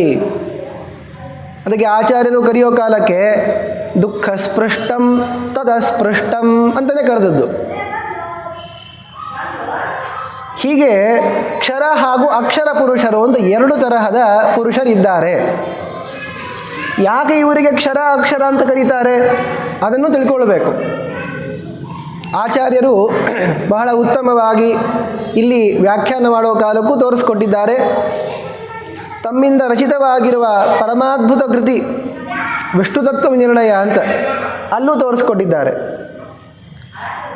ಬ್ರಹ್ಮ ಶಿವ ಸುರೇಶಾದ್ಯಾ ಶರೀರ ಕ್ಷರಣಾತ್ ಕ್ಷರಾ ಲಕ್ಷ್ಮೀ ಅಕ್ಷರದೇಹತ್ವಾದಕ್ಷರ ತತ್ಪರೋ ಹರಿ.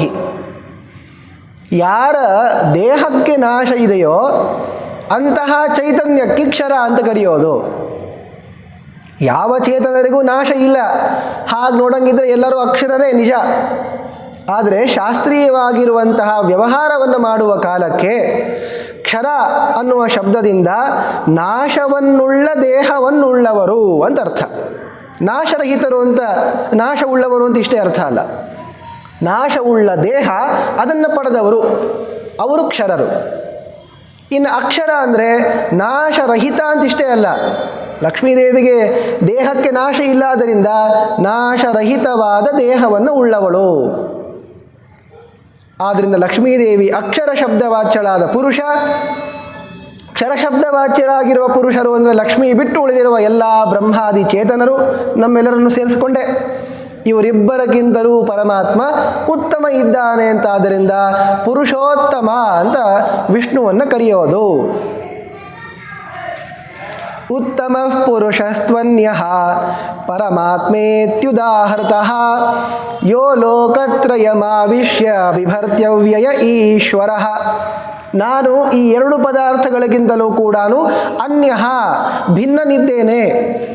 ನೋಡಿ, ಪರಮಾತ್ಮ ಪ್ರಪಂಚ ಅಂತ ಕರೆಯುವರನ್ನು ಕೃಷ್ಣ ಮಾತಿನಿಂದಲೇ ನಾವು ನಂಬಬಾರದು. ಕೃಷ್ಣನೇ ಹೇಳ್ತಾ ಇರೋದು, ಪುರುಷೋತ್ತಮ ಅಂತ ಕರೆಯುವಂತಹ ನಾನು ಪುರುಷರಾಗಿರುವ ಕ್ಷರಾಕ್ಷರಕ್ಕಿಂತಲೂ ಅನ್ಯ ಇದ್ದೇನೆ, ಭಿನ್ನ ಇದ್ದೇನೆ ಅಂತ ಹೇಳ್ತಾ ಇದ್ದಾನೆ. ನೋಡಿ, ನಾನೇ ಈ ಮೂರು ಲೋಕವನ್ನು ಪ್ರವೇಶಿಸಿ ಧಾರಣ ಮಾಡೋದು. ಯಸ್ಮಾತ್ ಕ್ಷರಮತೀತೋಹಂ ಅಕ್ಷರಾದಪಿ ಚೋತ್ತಮಃ ಅತೋಸ್ಮಿ ಲೋಕೆ ವೇದೇ ಚ ಪ್ರಥಿತಃ ಪುರುಷೋತ್ತಮಃ. ಪುರುಷೋತ್ತಮ ಅಂದರೆ ಪರಮಾತ್ಮ ಕ್ಷರಾಕ್ಷರ ಪುರುಷರನ್ನು ಮೀರಿದ್ದಾನೆ ಅಂತಾದ್ದರಿಂದ ಹೀಗೆ ನನ್ನನ್ನು ತಿಳಿಬೇಕು. ಯಾರು ಈ ತರಹ ತಿಳಿತಾ ಇದ್ದಾರೋ ಅವರಿಗೆ ಉತ್ತಮವಾಗಿರುವಂತಹ ನನ್ನ ಲೋಕದ ಪ್ರಾಪ್ತಿ ಇದೆ. ನಾನು ಅವರಿಗೆ ಪ್ರಸನ್ನನಾಗ್ತೇನೆ. ನೋಡಿ, ನೀವು ಯಾವ ಪದಾರ್ಥವನ್ನು ನೋಡ್ತೀರೋ ಅದು ಪರಮಾತ್ಮ ಅಲ್ಲ ಅಂತ ಇಷ್ಟು ಖಾತ್ರಿ ಮಾಡ್ಕೊಂಬಿಡಿ. ಪರಮಾತ್ಮ ಮೂರ್ತ ವಿಲಕ್ಷಣ ಇದ್ದಾನೆ. ನಾವು ಏನು ನೋಡಿದರೂ ಕೂಡ ಮೂರ್ತ ಪದಾರ್ಥಗಳೇ ನೋಡಬೇಕು. ಅಂದರೆ ಕಣ್ಣಿಂದ ನೋಡ್ತೀವಿ ಅಂತಲ್ಲ, ಅನುಭವಿಸ್ತೀವಿ ಅಂತ ಇಟ್ಕೊಳ್ಳಿ. ಪೃಥ್ವಿ, ಅಪ, ತೇಜಸ್ಸು ಇವುಗಳನ್ನ ಕಣ್ಣಿಂದ ನೋಡ್ತೀವಿ, ಮುಟ್ತೀವಿ. ವಾಯು ಹಾಗೂ ಆಕಾಶಗಳನ್ನು ಸ್ಪರ್ಶ ಮೂಲಕವಾಗಿ ತಿಳ್ಕೊಳ್ತೀವಿ. ಆಕಾಶವನ್ನು ಸಾಕ್ಷಿಯಿಂದ ತಿಳ್ಕೊಳ್ತೀವಿ. ಈ ಯಾವ ಪದಾರ್ಥವೂ ಪರಮಾತ್ಮ ಅಲ್ಲ. ಇಷ್ಟು ತಿಳ್ಕೊಂಡ್ರೆ ಸಾಯಿತು. ಉತ್ತಮವಾಗಿರುವಂತಹ ಪರಮಾತ್ಮ ಪ್ರಪಂಚ ವಿಲಕ್ಷಣನಿದ್ದಾನೆ ಅಂತ ತಿಳ್ಕೊಂಡಾಗಲೇ ಈ ಸಂಸಾರ ಅನ್ನೋದು ನಮಗೆ ಬಿಟ್ಟು ಹೋಗ್ತದೆ. ಪರಮಾತ್ಮ ಪ್ರಸನ್ನನಾಗ್ತಾನೆ ಅಂತ ಗುಹ್ಯತಮವಾಗಿರುವಂತಹ ಈ ಶಾಸ್ತ್ರವನ್ನು ನಿನಗೆ ಉಪದೇಶ ಮಾಡಿದ್ದೇನೆ ಅಂತ ಪರಮಾತ್ಮ ಅರ್ಜುನನಿಗೆ ಹೇಳಿದ್ದಾನೆ. ಹೀಗೆ ಹೇಳ್ತಾ ಪರಮಾತ್ಮ ಉತ್ತಮವಾಗಿರುವಂತಹ ಸಂಪತ್ತುಗಳ ಬಗ್ಗೆ ತಿಳಿಸ್ಕೊಡ್ತಾನೆ. ಲೋಕದಲ್ಲಿ ಎರಡು ತರಹದ ಸಂಪತ್ತುಗಳಿವೆ. ದೈವಿ ಸಂಪತ್ತು, ಆಸುರಿ ಸಂಪತ್ತು. ದೈವಿ ಸಂಪದ್ ವಿಮೋಕ್ಷಾಯ ನಿಬಂಧಾಯ ಆಸುರಿ ಮತ ಅಂತ ಮುಂದೆ ಕೃಷ್ಣನೇ ಹೇಳ್ತಾನೆ. ಈ ದೈವಿ ಸಂಪತ್ತು ಯಾರಲ್ಲಿ ಇರ್ತದೋ ಅವರು ಬಹಳ ಬೇಗನೆ ನನ್ನನ್ನು ಪಡಿತಾರೆ. ಇಲ್ಲೇ ಇದ್ದು ಕಷ್ಟಪಡೋರು ಯಾರು ಗೊತ್ತಾ? ಈ ಆಸುರ ಸಂಪತ್ತನ್ನು ಪಡೆದವರು. ಅಲ್ಲಿ ದೈವಿ ಸಂಪತ್ತಿ ಯಾವುದು, ಆಸುರಿ ಸಂಪತ್ತಿ ಯಾವುದು ಅಂತ ಅನ್ನೋದನ್ನು ಪರಮಾತ್ಮ ವಿವೇಚಿಸಿ ತೋರಿಸ್ತಾನೆ.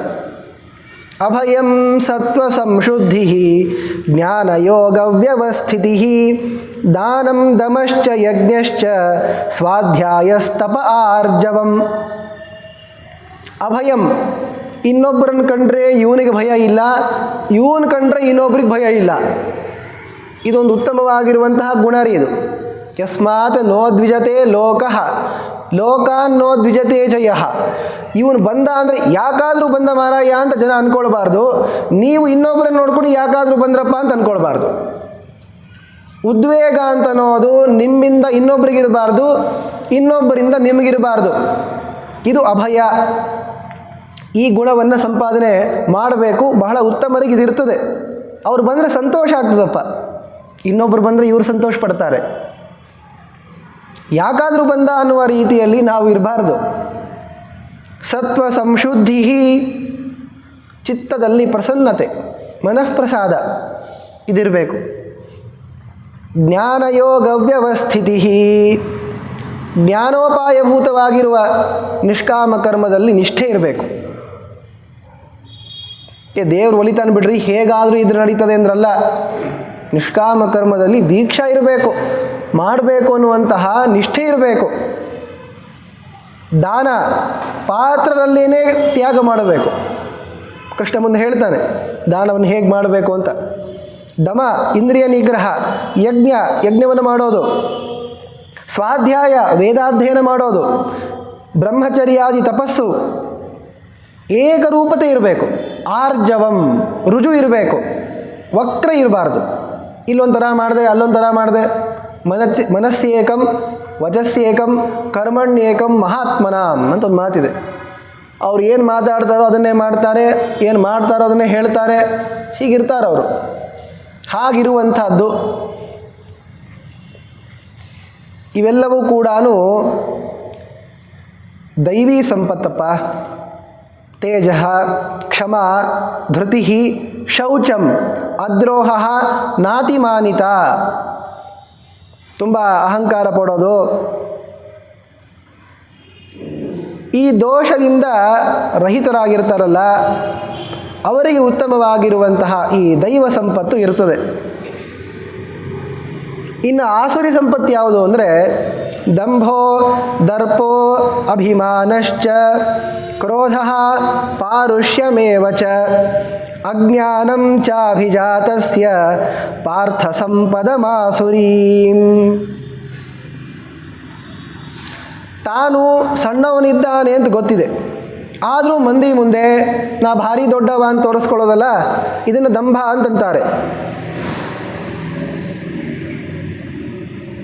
ಆಮೇಲೆ ದರ್ಪ, ಅಭಿಮಾನ, ಪ್ರಮಾಣವನ್ನು ಮೀರೋದು. ಕ್ರೋಧ, ಸಿಟ್ಟಿಗೇಳೋದು. ಇವೆಲ್ಲವೂ ಕೂಡ ಆಸುರಿ ಸಂಪತ್ತು. ಪಾರುಷ್ಯಂ, ನಿಷ್ಠುರ. ಇನ್ನು ಧರ್ಮನಿಷ್ಠುರ ಇದ್ದರೆ ಬೇರೆ ವಿಚಾರಪ್ಪ, ಅಧರ್ಮನಿಷ್ಠುರಪ್ಪ.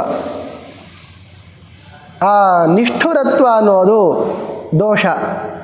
ಇದು ಆಸುರಿ ಸಂಪತ್ತು. ನೋಡು, ನೀನು ಬಹಳ ದೊಡ್ಡವ ಇದ್ದೀಯ ಅರ್ಜುನ, ನಿನಗೆ ಈ ದೈವಿ ಸಂಪತ್ತೇ ಇದೆ ಅಂತಂತಾನೆ ಕೃಷ್ಣ. ಇಂತಹ ಆಸುರಿ ಸಂಪತ್ತನ್ನು ಪಡೆದಂತಹ ಅಸುರರು ಹೇಗಿರ್ತಾರೆ ಗೊತ್ತಾ? ನಿನಗೆ ಅವ್ರ ಸ್ವರೂಪವನ್ನು ಹೇಳಿಕೊಡ್ತೀನಿ. ಅಸತ್ಯಂ ಅಪ್ರತಿಷ್ಠಂ ತೇ ಜಗದಾಹು ಅನೀಶ್ವರಂ ಅಪರಸ್ಪರ ಸಂಭೂತಂ ಕಿಮನ್ಯತ್ ಕಾಮಹೈತುಕಂ. ಈ ಜಗತ್ತನ್ನು ಅಸತ್ಯ ಅಂತಂತಾರೆ. ಅಪ್ರತಿಷ್ಠ, ಪರಮಾತ್ಮನೇ ಇದಕ್ಕೆ ರಕ್ಷಣೆ ಮಾಡೋದು ಅಂತ ಶಾಸ್ತ್ರ ಹೇಳ್ತಿದ್ರು ಕೂಡ ಅದು ಹಾಗಿಲ್ಲ ಅಂತಂತಾರೆ.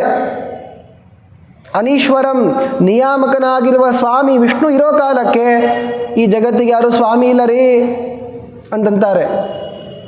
ಅಪರಸ್ಪರ ಸಂಭೂತಂ, ಈಗಾದರೂ ಹೇಳಿದ್ವಲ್ಲ, ಪ್ರಕೃತಿ, ಅದರಿಂದ ಮೂರು ಗುಣಗಳು, ಅದರಿಂದ ಮಹತ್ತತ್ವ ಬಂತು, ಅಹಂಕಾರ ತತ್ವ, ಅದರಿಂದ ಪಂಚ ತನ್ಮಾತ್ರಗಳು, ಪಂಚಮಹಾಭೂತಗಳು, ಹೀಗೆ ಒಂದಕ್ಕೆ ಕಾರಣ ಅಂತ ಅವರು ತಿಳಿಯೋದಿಲ್ಲ.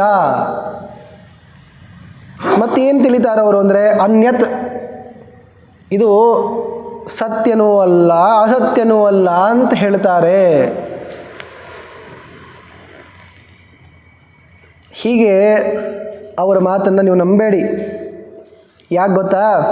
ಅವರು ಸ್ವತಃ ನಷ್ಟಾತ್ಮಾನಃ ಅಲ್ಪಬುದ್ಧಯ, ತಾವು ಅಯೋಗ್ಯರಿದ್ದಾರೆ, ಸರಿಯಾಗಿ ತಿಳ್ಕೊಳ್ಳುವಂತಹ ಯೋಗ್ಯತೆ ಅವರಲ್ಲಿಲ್ಲ, ಅಲ್ಪಬುದ್ಧಿಗಳಾಗಿದ್ದಾರೆ. ಅವರು ತಾವು ಸ್ವತಃ ಕೆಟ್ಟು 4 ಜನರನ್ನು ಕೆಡಿಸ್ತಾರೆ. ಯಾಕೆ? ತುಂಬ ಕಾಮ ಇದೆ ಅವರಿಗೆ, ಆಸೆ ಇದೆ. ಕಾಮಮಾಶ್ರಿತ್ಯ ದುಷ್ಪೂರಂ ದಂಭಮಾನಮದಾನ್ವಿತಾ, ತುಂಬ ತೋರಿಸ್ಕೊಳ್ಬೇಕು ಅನ್ನೋಂತಹ ಮದ ಇದೆ. ನಾವು ವೈದಿಕರು, ನಾವು ವೇದಾರ್ಥ ಹೇಳೋರು ಅಂತ ತೋರಿಸ್ಕೊಳ್ಬೇಕಾಗಿದೆ ಅವರಿಗೆ. ಆದರೆ ಈ ತರಹ ನಾವು ಅವರನ್ನು ನಂಬಬಾರ್ದು. ಇನ್ನೂ ಹೇಳ್ತಾರೆ ಅವರು, ಈಶ್ವರೋಹಮಹಂ ಭೋಗಿ ಸಿದ್ಧೋಹಂ ಬಲವಾನ್ ಸುಖಿ ಆಢ್ಯೋಭಿಜನವಾನಸ್ಮಿ ಕೋನ್ಯೋಸ್ತಿ ಸದೃಶೋಮಯ. ನಾನೇ ಈಶ್ವರ, ನಾನೇ ಭೋಗಿ, ನಾನೇ ಸಿದ್ಧ, ಎಲ್ಲದಿಂದ ಆಢ್ಯನಾದವನು ನಾನೇ, ನನಗೆ ಸದೃಶ ಯಾರಿದ್ದಾರೆ ಅಂತ ಹೇಳೋರಿದ್ದಾರೆ. ಆದರೆ ನೋಡು, ಇಂಥವ್ರು ಇರ್ತಾರಲ್ಲ, ನಾನು ಇವರಿಗೆ ಇದೇ ತರಹ ಆಗಲಿ ಅನ್ನೋ ಥರ ಮಾಡಿಬಿಡ್ತೀನಿ. ಯಾಕೆ? ಇವರು ತತ್ವಜ್ಞಾನಕ್ಕೆ ಯೋಗ್ಯರಾದವರಲ್ಲ, ಇವರು ತಪ್ಪಾಗಿಯೇ ತಿಳಿಯುವಂಥವರು. ಇವರು ತಪ್ಪಾಗಿಯೇ ತಿಳಿಯುವಂತೆ ನಾನು ಮಾಡ್ತೀನಿ. ಪ್ರದ್ವಿಷಂತಹ ಅಭ್ಯಸೂಯಕಾಹ, ನನ್ನನ್ನು ದ್ವೇಷ ಮಾಡ್ತಾರೆ, ಅಸೂಯ ಮಾಡ್ತಾರೆ. ತಾನಹಂ ದ್ವಿಷತಃ ಕ್ರೂರಾನ್ ಸಂಸಾರೇಷು ನರಾಧಮಾನ್ ಕ್ಷಿಪಾಮ್ಯಜಸ್ರಮಶುಭಾನ್ ಆಸುರೀಶ್ವೇವ ಯೋನಿಷು. ಇವರು ಹೀಗೆ ಇರುವಂತೆ ಇವರನ್ನು ಪ್ರವರ್ತನೆ ಮಾಡ್ತೀನಿ ನಾನು.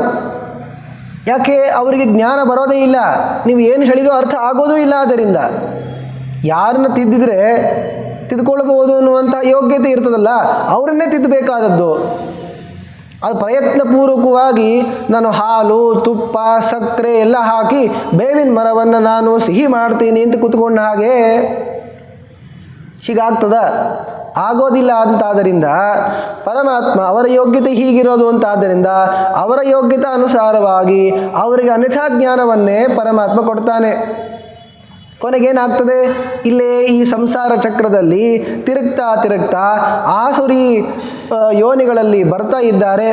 ಆಸುರ ಭಾವವನ್ನು ಪಡೆದು ಮತ್ತಷ್ಟು ಪರಮಾತ್ಮನನ್ನು ದ್ವೇಷ ಮಾಡ್ತಾರೆ.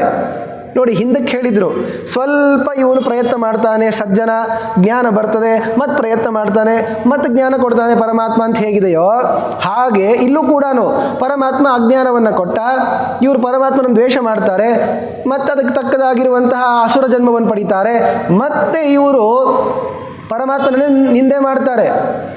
ಈಗ ದುರ್ಯೋಧನ ಇದ್ದ ನೋಡಿ, ಅವನೇನು ಇದೇ ಜನ್ಮದಲ್ಲಿ ಕೃಷ್ಣ ಪರಮಾತ್ಮನನ್ನು ದ್ವೇಷ ಮಾಡಿದ್ದು ಅಂತ ಅಂದ್ಕೊಂಡಿದ್ದೀರಾ? ಅನಾದಿ ಕಾಲದಿಂದಲೂ ಕೂಡ ಭಗವಂತನ ದ್ವೇಷಿಯವನು, ಅನಾದಿ ಕಾಲದಿಂದಲೂ ಕೂಡ ವಿಷ್ಣು ಭಕ್ತರ ದ್ವೇಷಿಯವನು, ಸಜ್ಜನರನ್ನು ನಿಂದೆ ಮಾಡುವ ವ್ಯಕ್ತಿ. ನಮಗೆ ಕಂಡಿದ್ದು ಈ ಮಹಾಭಾರತದಲ್ಲಿ ಅಷ್ಟೇ. ಆದ್ದರಿಂದ ಇವರೇನ್ರಿ ಒಂದು 4 ತಪ್ಪು ಮಾಡಿದ್ದಕ್ಕೆ ಕೃಷ್ಣ ಇಷ್ಟು ಬೈತಾ ಇದ್ದಾನೆ ಅಂತ ಅಂದ್ಕೊಳ್ಬೇಡಿ. ಇವರು ಇರೋದೇ ಹಾಗೆ, ಇವ್ರ ಸ್ವಭಾವವೇ ಹಾಗಿರೋದು. ಇಂಥವರಿಗೆ ಮತ್ತೆ ಅಸುರ ಯೋನಿಯಲ್ಲಿ ಜನ್ಮ. ಹೀಗೆ ತಿರುಗ್ತಾ ತಿರುಗ್ತಾ ಮಾಂ ಅಪ್ರಾಪ್ಯೈವ ಕೌಂತೆಯ ತಥೋ ಯಾಂತ್ಯಧಮಾಂಗತಿಂ, ನನ್ನನ್ನು ಹೊಂದದೇನೆ ಇವರೆಲ್ಲರೂ ಕೂಡ ಅಧೋಗತಿಯನ್ನು ಪಡಿತಾ ಇದ್ದಾರೆ. ನೋಡು, ಈ 3 ದೋಷಗಳನ್ನು ಬಿಡಬೇಕಪ್ಪ. ಇವು ನರಕಕ್ಕೆ ದ್ವಾರ. ಕಾಮಃ ಕ್ರೋಧಸ್ತಥಾ ಲೋಭಃ ತಸ್ಮಾದೇತತ್ರಯಂ ತ್ಯಜೇತ್. ತ್ರಿವಿಧಂ ನರಕಸ್ಯೇದಂ ದ್ವಾರಂ ನಾಶನಮಾತ್ಮನಃ. ಕಾಮ, ಕ್ರೋಧ, ಲೋಭ, ಅತಿಯಾಗಿರುವಂತಹ ಆಶೆ, ಸಿಟ್ಟು ಹಾಗೂ ಲೋಭ, ಇನ್ನೊಬ್ಬರಿಗೆ ಏನು ಕೊಡಬಾರ್ದು ಅನ್ನುವಂತಹ ಲೋಭ ಏನಿದೆ, ಈ 3 ದೋಷಗಳಿಂದ ನರಕಭಾಗಿಗಳಾಗುವ ಪ್ರಸಂಗ ಇದೆ. ಇವುಗಳನ್ನು ಪರಿಹರಿಸಿಕೊಳ್ಳಬೇಕು. ಶಾಸ್ತ್ರವನ್ನು ಮೀರಬಾರದು. ಶಾಸ್ತ್ರ ಏನು ಹೇಳಿದೆಯೋ ಅದಕ್ಕೆ ತಕ್ಕದಾಗಿ ನಡಿಬೇಕು. ಅರ್ಜುನ, ನಿನಗೂ ಕೂಡ ಈ ಶಾಸ್ತ್ರವೇ ಪ್ರಮಾಣ, ನೀನು ಅದಕ್ಕೆ ತಕ್ಕಂತೆ ನಡಿಬೇಕು. ನಾನು ನಿನಗೆ ಹೇಳ್ತಾ ಇದ್ದೀನಿ ಅಷ್ಟೇ. ಆಗ ಅರ್ಜುನ ಕೇಳಿದ, ಈ ಶಾಸ್ತ್ರವನ್ನು ಮೀರಿ ನಿಂತಿರ್ತಾರಲ್ಲ ಅವ್ರು ಹೇಗಿರ್ತಾರೆ ಅಂದರೆ, ಅವರೆಲ್ಲರೂ ಕೂಡ ತಾಮಸರು ಅಂತ. ಶ್ರದ್ಧಾ 3 ತರಹ ಇದೆ, ಸಾತ್ವಿಕ, ರಾಜಸ, ತಾಮಸ ಅಂತ. ಕೃಷ್ಣ ಪರಮಾತ್ಮ ಬಹಳ ಉತ್ತಮವಾಗಿ ಆ ವಿಚಾರಗಳನ್ನು ತೋರಿಸಿಕೊಟ್ಟಿದ್ದಾನೆ. ಅವುಗಳಲ್ಲಿ ಪ್ರತಿಯೊಂದು ಕರ್ಮದಲ್ಲಿಯೂ ಸಾತ್ವಿಕ ರಾಜಸ ತಾಮಸ ವಿಭಾಗ ಇದೆ ಅಂತ ಅನ್ನೋದನ್ನು ಕೃಷ್ಣ ತೋರಿಸಿಕೊಡ್ತಾನೆ. ಯಾವ ಅಂಶವನ್ನು ಹೇಳಿದರೂ ಕೂಡ ಅದು ಹೆಚ್ಚಾದದ್ದೇ ಇದೆ, ಯಾವ ಅಂಶ ಬಿಟ್ಟರೂ ಕೂಡ ಬಿಟ್ಟರಲ್ಲ ಅಂತನ್ನುವ ಪ್ರಸಂಗ ಇದೆ. ಯಾಕೆ ಗೀತೆ ಇರೋದೇ ಹಾಗೆ. ಆದರೂ ಎಷ್ಟು ಕಾಲಾವಕಾಶ ಇದೆಯೋ ಅಷ್ಟು ಅರ್ಥಗಳನ್ನು ನೋಡೋಣ. ಪರಮಾತ್ಮ ಅನೇಕ ವಿಚಾರಗಳ ಬಗ್ಗೆ ಸಾತ್ವಿಕ ರಾಜಸ ತಾಮಸ ವಿಭಾಗವನ್ನು ತೋರಿಸಿ ಆಹಾರದ ಬಗ್ಗೆ ಮಾತಾಡ್ತಾನೆ. ಇವತ್ತು ಅತ್ಯಂತ ಪವಿತ್ರವಾಗಿರುವಂತಹ ಏಕಾದಶಿ ದಿವಸ ಆಹಾರದ ಬಗ್ಗೆ ವಿಚಾರವನ್ನು ಮಾಡಬಾರ್ದು. ಗೀತಾರ್ಥ ಅಂತ ತಿಳ್ಕೊಂಡು ನೀವು ಮಾಡಿದರೆ ಅದು ಪರಮಾತ್ಮನ ಉತ್ತಮವಾಗಿರುವ ಜ್ಞಾನಕ್ಕೆ ಕಾರಣ ಆಗ್ತದೆ ಅಂತಾದ್ದರಿಂದ ಈ ವಿಚಾರಗಳನ್ನು ಹೇಳ್ತಾ ಇದ್ದೀವಿ. ಆಹಾರಸ್ತ್ವಪಿ ಸರ್ವಸ್ಯ ತ್ರಿವಿಧೋ ಭವತಿ ಪ್ರಿಯಃ ಯಜ್ಞಸ್ತಪಸ್ತಥಾ ದಾನಂ ತೇಷಾಂ ಭೇದಮಿಮಂ ಶೃಣು. ನೋಡಪ್ಪ, ಆಹಾರ ಆಗಲಿ, ಯಜ್ಞ ಆಗಲಿ, ತಪಸ್ಸಾಗಲಿ, ದಾನ ಇವೆಲ್ಲವೂ ಕೂಡ ಸಾತ್ವಿಕ ರಾಜಸ ತಾಮಸ ಭೇದದಿಂದ ಭಿನ್ನವಾಗಿವೆ. ಆಹಾರದ ಬಗ್ಗೆ ಸ್ವಲ್ಪ ಹೇಳ್ರಿ ಅಂತಂದರೆ ಕೃಷ್ಣ ಹೇಳ್ತಾನೆ, ಆಯುಸ್ಸತ್ವಬಲಾರೋಗ್ಯ ಸುಖ ಪ್ರೀತಿ ವಿವರ್ಧನಾ ರಸ್ಯಾ ಸ್ನಿಗ್ಧಾ ಸ್ಥಿರಾ ಹೃದಯಾ ಆಹಾರ ಸಾತ್ವಿಕ ಪ್ರಿಯಾ. ಸಾತ್ವಿಕ ಆಹಾರ ಸ್ವೀಕಾರ ಮಾಡ್ತೀವಿ ನಾವು ಅಂತ ಹೇಳ್ತಾರೆ. ಏನ್ರಿ ಸಾತ್ವಿಕ ಆಹಾರ ಅಂದರೆ?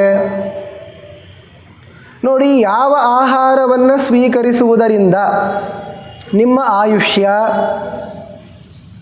ಬಲ, ಸತ್ವಂ ಸಾಧು ಸ್ವಭಾವ, ಆರೋಗ್ಯ, ಸುಖ ಪ್ರೀತಿಗಳು ಜಾಸ್ತಿ ಆಗ್ತವೋ ಅದೇ ಆಹಾರ ಸಾತ್ವಿಕ ಆಹಾರ.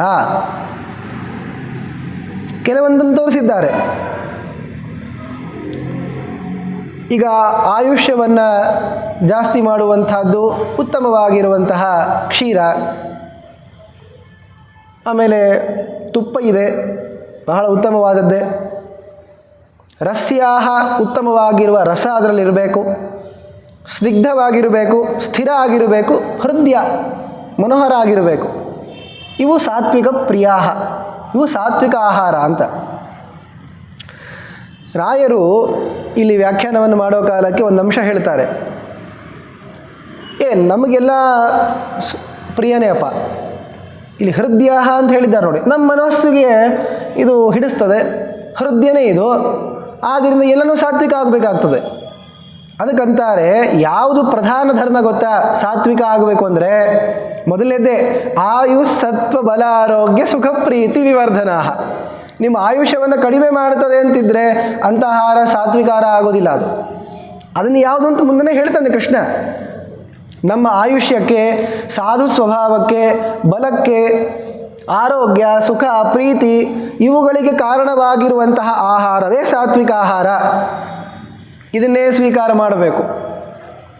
ಇನ್ನು ರಾಜಸ ಆಹಾರ ಯಾವುದ್ರಿ ಅಂದರೆ ಕಟ್ವಾಮ್ಲ ಲವಣಾತ್ಯುಷ್ಣ ತೀಕ್ಷ್ಣ ರೂಕ್ಷ ವಿದಾಹಿನಃ ಆಹಾರ ರಾಜಸಸ್ಯೇಷ್ಟಾ ದುಃಖ ಶೋಕಾಮಯ ಪ್ರದಾಹ. ಕಟು, ಖಾರ. ಈಗ ಖಾರ ಅಂದರೆ ಅದು ಎರಡು ಥರ ಇದೆ. ಕೆಲವೊಬ್ಬರು ಹೇಳ್ಕೊಂಡಿದ್ದಾರೆ, ನಾವು ತುಂಬ ಆಯುರ್ವೇದ ಓದ್ದವರು, ಮೆಣಸಿನ್ಕಾಯಿ ಎಲ್ಲ ಮುಟ್ಟೋದಿಲ್ಲ, ನಾವು ಮೆಣಸು ಹಾಕ್ಕೋತೀವಿ ಅಂತ. ಮೆಣಸು ಅಷ್ಟೇ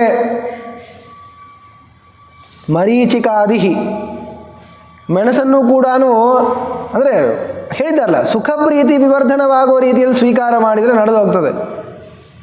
ಆದರೆ ಸಾಮಾನ್ಯವಾಗಿ ಈ ಮೆಣಸು ಕೂಡ ದೂರ ಹೋಗಿದೆ, ಅದಕ್ಕಿಂತ ದೊಡ್ಡದು ಮೇಲೆ ಕೂತ್ಕೊಂಡಿದೆ ಮೆಣಸಿನಕಾಯಿ. ಆ ಖಾರ ಆಹಾರ ಸ್ವೀಕಾರ ಅಂತ ಅನ್ನೋದೇನಿದೆಯಲ್ಲ, ಇದು ರಾಜಸ ಪ್ರವೃತ್ತಿ. ಇದು ಕಟು, ಖಾರ ತಿನ್ನೋದು. ಆಮ್ಲ, ಚಲೋ ನಿಂಬೆಹಣ್ಣು ಇಟ್ಕೊಂಡು ತಿನ್ನುವಂಥದ್ದು, ಅದೆಲ್ಲ ರಾಜಸ. ಲವಣ, ಚಲೋ ಉಪ್ಪು ಹಾಕ್ಕೊಳ್ಳೋದು. ಅತಿ ಉಷ್ಣ, ಬಿಸಿ ಬಿಸಿ ತಿನ್ನೋದಪ್ಪ. ಏನೋ ಇಷ್ಟು ಬಿಸಿ ತಿಂತೀಯ ಅಂದರೆ ನನಗೆ ಹೀಗಿದ್ದರೆ ಹೋಗೋದು ಅಂತಂತಾನೆ ಅವನು. ಇನ್ನು ತೀಕ್ಷ್ಣವಾಗಿರುವಂಥವುಗಳು ಯಾವುದಂದ್ರೆ ಸರ್ಷಪಾದಿಹಿ, ಸಾಸಿವೆ ಮುಂತಾದವುಗಳನ್ನು ಸ್ವೀಕಾರ ಮಾಡೋದು. ಇವೇನು ರೀ ಉಪವಾಸ ಇರಬೇಕಂದ್ರೆ ಇವತ್ತಂತೂ ಉಪವಾಸ ಇರಬೇಕಾ? ಮತ್ತೆ ನಾಳೆಯಿಂದ ಏನು ಮಾಡಬೇಕು ಅಂದರೆ ಇವುಗಳನ್ನು ಸ್ವೀಕಾರ ಮಾಡಬೇಕು. ಆ ನಿಂಬೆಹಣ್ಣು ಆಮೇಲೆ ಮೆಣಸಿನ್ಕಾಯಿ ತಿಂದ್ರಂತೂ ಸಾತ್ವಿಕ ಆಹಾರ ಆಗೋದೇ ಇಲ್ಲ. ಈ ಬೇರೆ ಇದನ್ನು ಸ್ವೀಕಾರ ಮಾಡ್ತೀರಿ ಅಂದರೆ ಸುಖ ಆಮೇಲೆ ಆರೋಗ್ಯಾದಿಗಳು ಬರ್ತಾವೆ ಅಂದರೆ ಸ್ವೀಕಾರ ಮಾಡಿರಿ. ದುಃಖವನ್ನು ರೋಗವನ್ನು ತಂದು ಕೊಡ್ತಾವೆ ಅಂದರೆ ಅದು ರಾಜಸ ಆಹಾರ. ಮುಂದೆ ಹೇಳ್ತಾನೆ ಇವೆಲ್ಲ ಮೊದಲಿಗೆ ಚಂದ ಕಾಣಿಸ್ತವೆ, ಆಮೇಲೆ ಕಷ್ಟ ಕೊಡ್ತವೆ, ಎಲ್ಲ ವಿಚಾರ ಹೇಳ್ತಾನೆ ಕೃಷ್ಣ. ನಾವು ಕಾಲವನ್ನು ಪ್ರದೀಕ್ಷಣೆ ಮಾಡಬೇಕಷ್ಟೆ. ಇನ್ನು ತಾಮಸ ಆಹಾರ ಯಾವುದು ಅಂದರೆ ಯಾತಯಾಮಂ ಗತರಸಂ ಪೂತಿ ಪರ್ಯುಷಿತಂ ಚಯತ ಉಚ್ಛಿಷ್ಟಮಪಿ ಚಾಮೇಧ್ಯಂ ಭೋಜನಂ ತಾಮಸ ಪ್ರಿಯಂ. ಯಾತಯಾಮಂ, ಯಾತಯಾಮ ಅಂತಂದರೆ ಇದು ಏನೂ ಶಕ್ತಿ ಇರಲಾರ್ದಿರುವಂಥದ್ದು ಅಂತ ಒಂದು ಅರ್ಥ. ಅದರಲ್ಲಿ ಏನಿರೋದಿಲ್ಲ, ನೋಡ್ಲಿಕ್ಕೆ ಆಕಾರ ಮಾತ್ರ ಭಾಳ ಚಲೋ ಇರ್ತದೆ. ಕೆಲವೊಂದು ಮಾಡ್ತಾರೆ, ಅದು ನೋಡ್ಲಿಕ್ಕಷ್ಟೇ ಚಂದ ಇರ್ತದೆ ಅದು.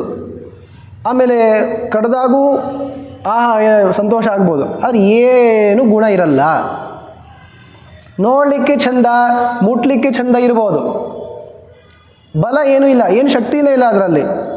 ಅಂತಹದ್ದು ಯಾತಯಾಮ.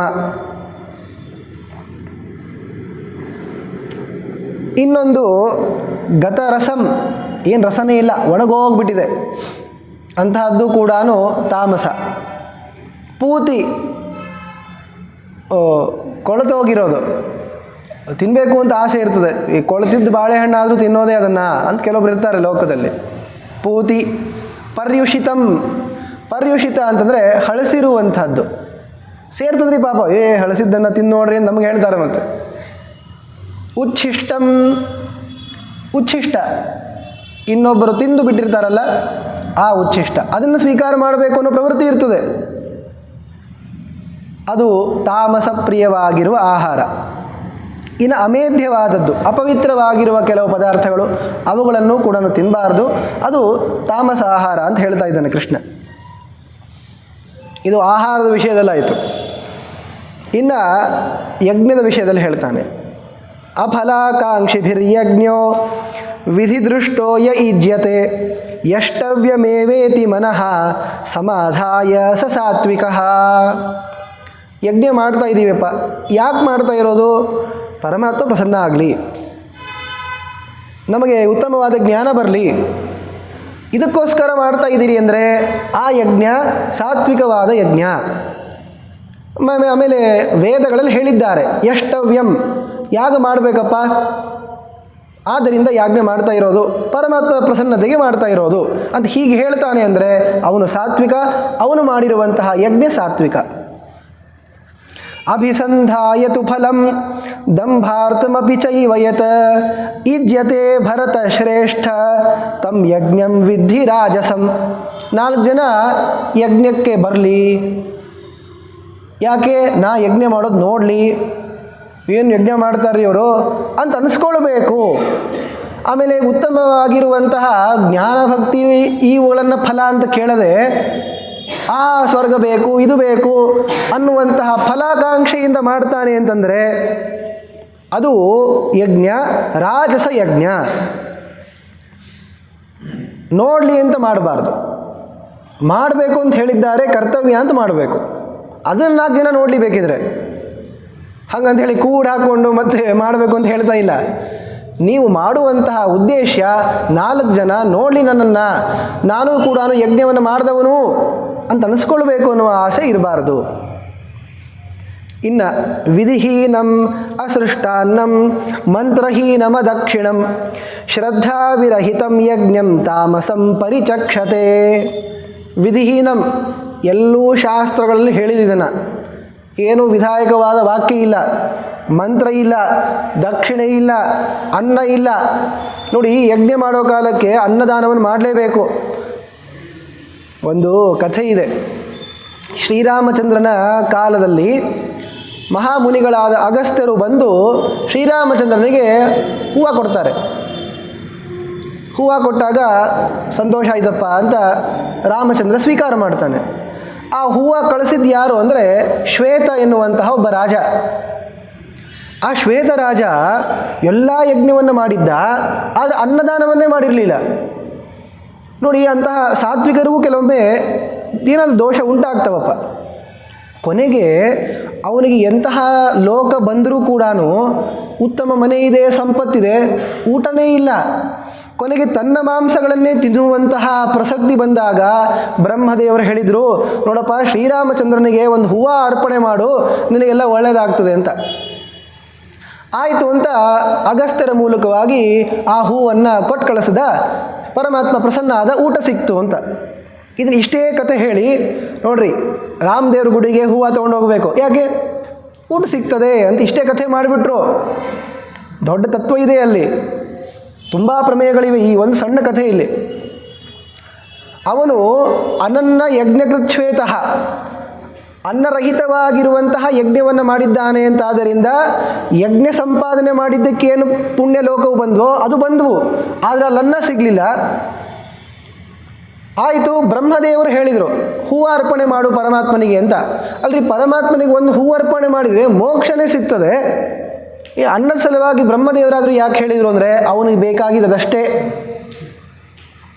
ನೀವೇನು ಕೇಳಿದ್ರು ಅದಷ್ಟೇ ಕೊಡ್ತಾರೆ. ದೇವತೆಗಳು ಹಿಂಗೆ ತಕ್ಕಡಿ ಹಿಡ್ಕೊಂಡು ನಿಂತ್ಕೊಂಡಿರ್ತಾರೆ. ಅವರು ನೀವೇನು ಕೇಳಿದ್ದು ಅದಷ್ಟೇ, ತೂಕ ಮಾಡೇ ಫಲ ಕೊಡೋದವರು.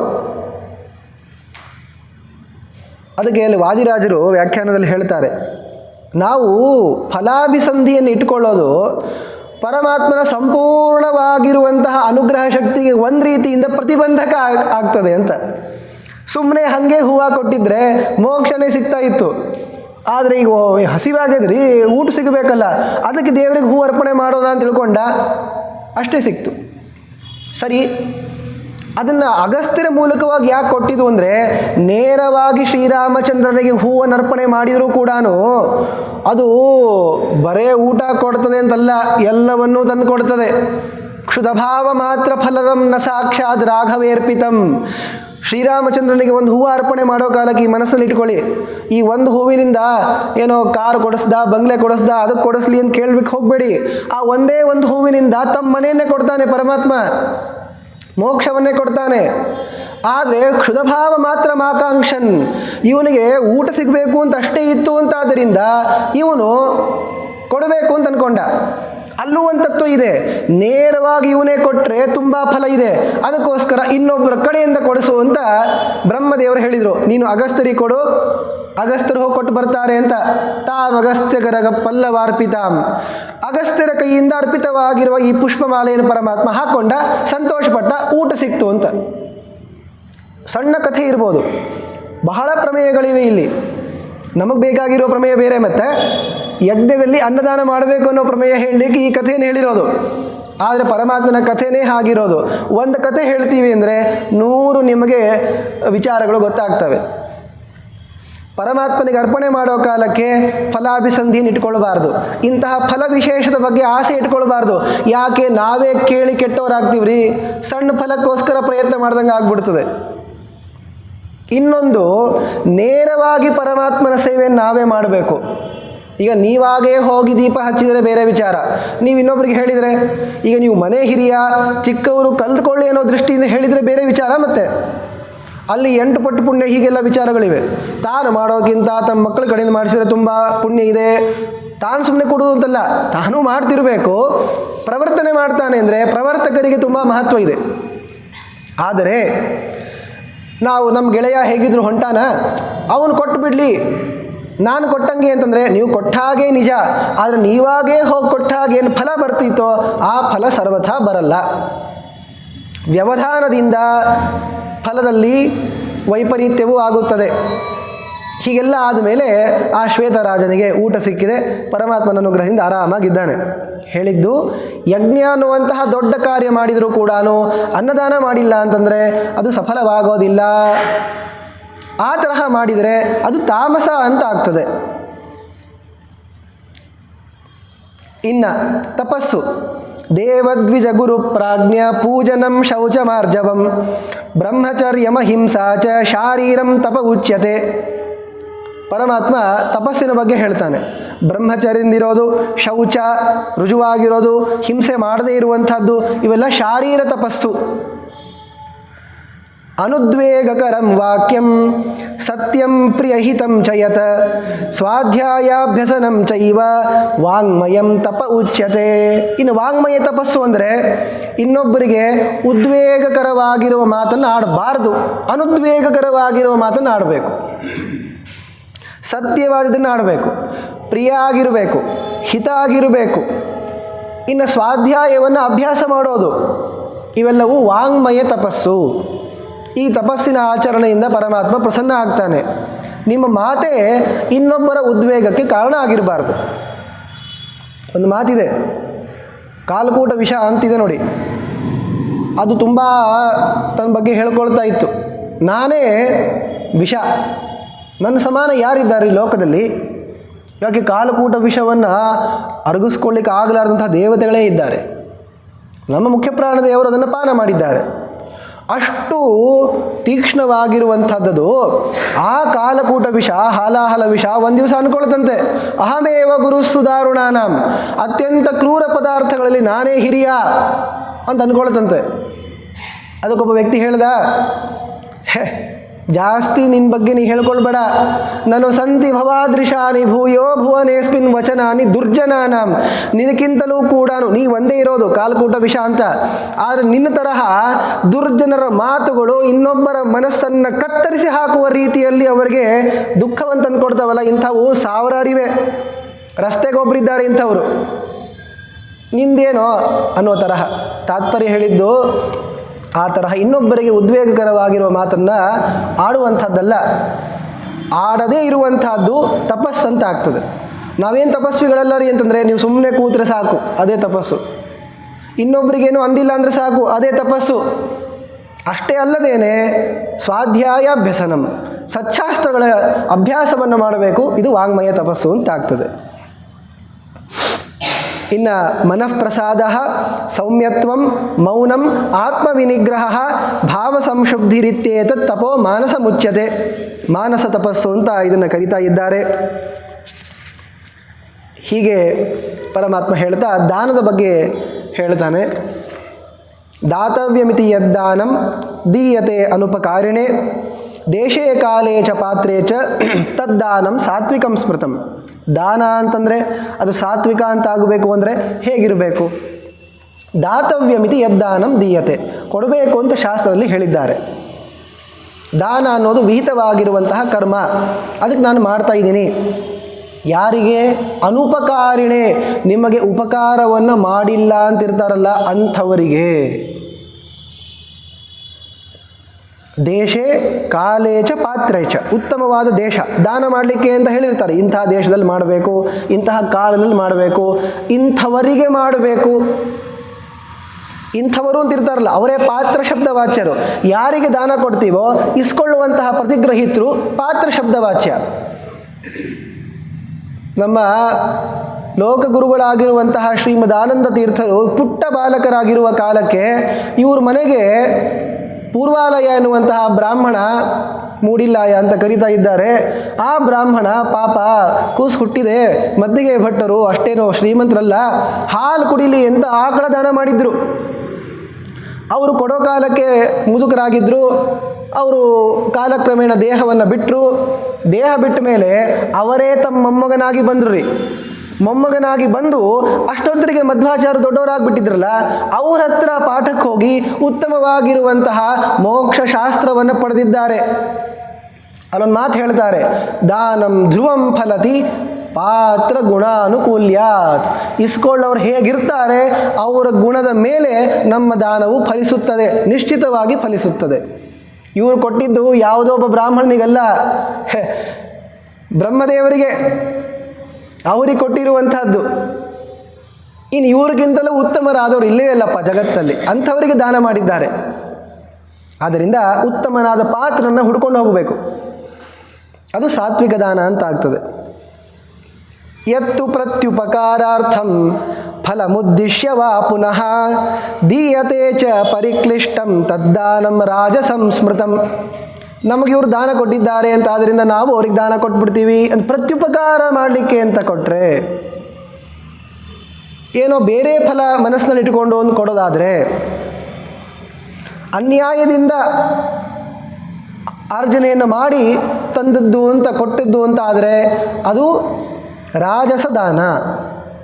ಇನ್ನು ಅದೇಶಕಾಲೇ ಯದ್ದಾನಂ ಅಪಾತ್ರೇಭ್ಯಶ್ಚ ದೀಯತೆ ಅಸತ್ಕೃತಂ ಅವಜ್ಞಾತಂ ತತ್ತಾಮಸಮುದಾಹೃತಂ. ಯಾವ ಕಾಲದಲ್ಲಿ ಕೊಡಬೇಕು ಅಂತ ಹೇಳಿದ್ದಾರೆ ಅವಾಗ ಕೊಡಲ್ಲ, ದೇಶ ಬೇಕಾಗಿಲ್ಲ ಅಂತಾನೆ. ಅಪಾತ್ರೇಭ್ಯ ಯಾರಿಗೆ ಕೊಡಬೇಕು ಅಂತ ಹೇಳಿದ್ದಾರೆ ಅವರನ್ನೇ ಬಿಟ್ಟು ಯಾರಿಗೆ ಕೊಡಬಾರ್ದು ಅಂತಲೇ ಹೇಳಿರೋದೆ ಅವ್ರಿಗೆ ಕೊಡ್ತಾನೆ. ಅಸತ್ಕೃತಂ ಕೊಡೋ ಕಾಲಕ್ಕೆ ತಗೊಂಡೋಗು, ನಿನಗೆ ದಿಕ್ಕಿಲ್ಲಲ್ಲ ಅದಕ್ಕೆ ಬಂದಿದ್ದೀಯಾ ಅಂತ ಹೇಳಿ ಬೈದು ಅಂದು ಕೊಟ್ಟರೆ ಅದು ತಾಮಸ ದಾನ. ನೋಡಿ, ದಾನವನ್ನು ಕೊಡೋ ಕಾಲಕ್ಕೆ ಯಾಕೆ ಮಾಡಬೇಕು ಹೇಳ್ರಿ ಈ ಕಾರ್ಯವನ್ನು? ಎಲ್ಲ ಸಮಯದಲ್ಲೂ ಕೂಡ ನಮ್ಮಿಂದ ಅವ್ರಿಗೆ ಏನಾದರೂ ಸಹಾಯ ಆಗಲಿ ಅನ್ನೋ ರೀತಿಯಿಂದನೇ ಕೊಡಬೇಕು ಅಂತ ಏನು ಹೇಳಿದ್ದಾರೆ ಶಾಸ್ತ್ರದಲ್ಲಿ. ಪರೋಪಕಾರವನ್ನು ಮಾಡಿ, ಅದು ಬೇರೆ ವಿಚಾರ. ಆಗ ಪಾಪ ಅವ್ರಿಗಿಲ್ಲ ಅಂತ ಕೊಡ್ರಿ. ಆದರೆ ಕೊಡೋ ಕಾಲಕ್ಕೆ ಏನಿರಬೇಕು ಗೊತ್ತಾ, ಇವರಿಗೆ ದಾನವನ್ನು ಕೊಡೋದ್ರಿಂದ ನಮ್ಮ ಪಾಪಗಳು ಪರಿಹಾರ ಆಗಬೇಕು ಅನ್ನೋ ದೃಷ್ಟಿಯಿಂದ ಇರಬೇಕು.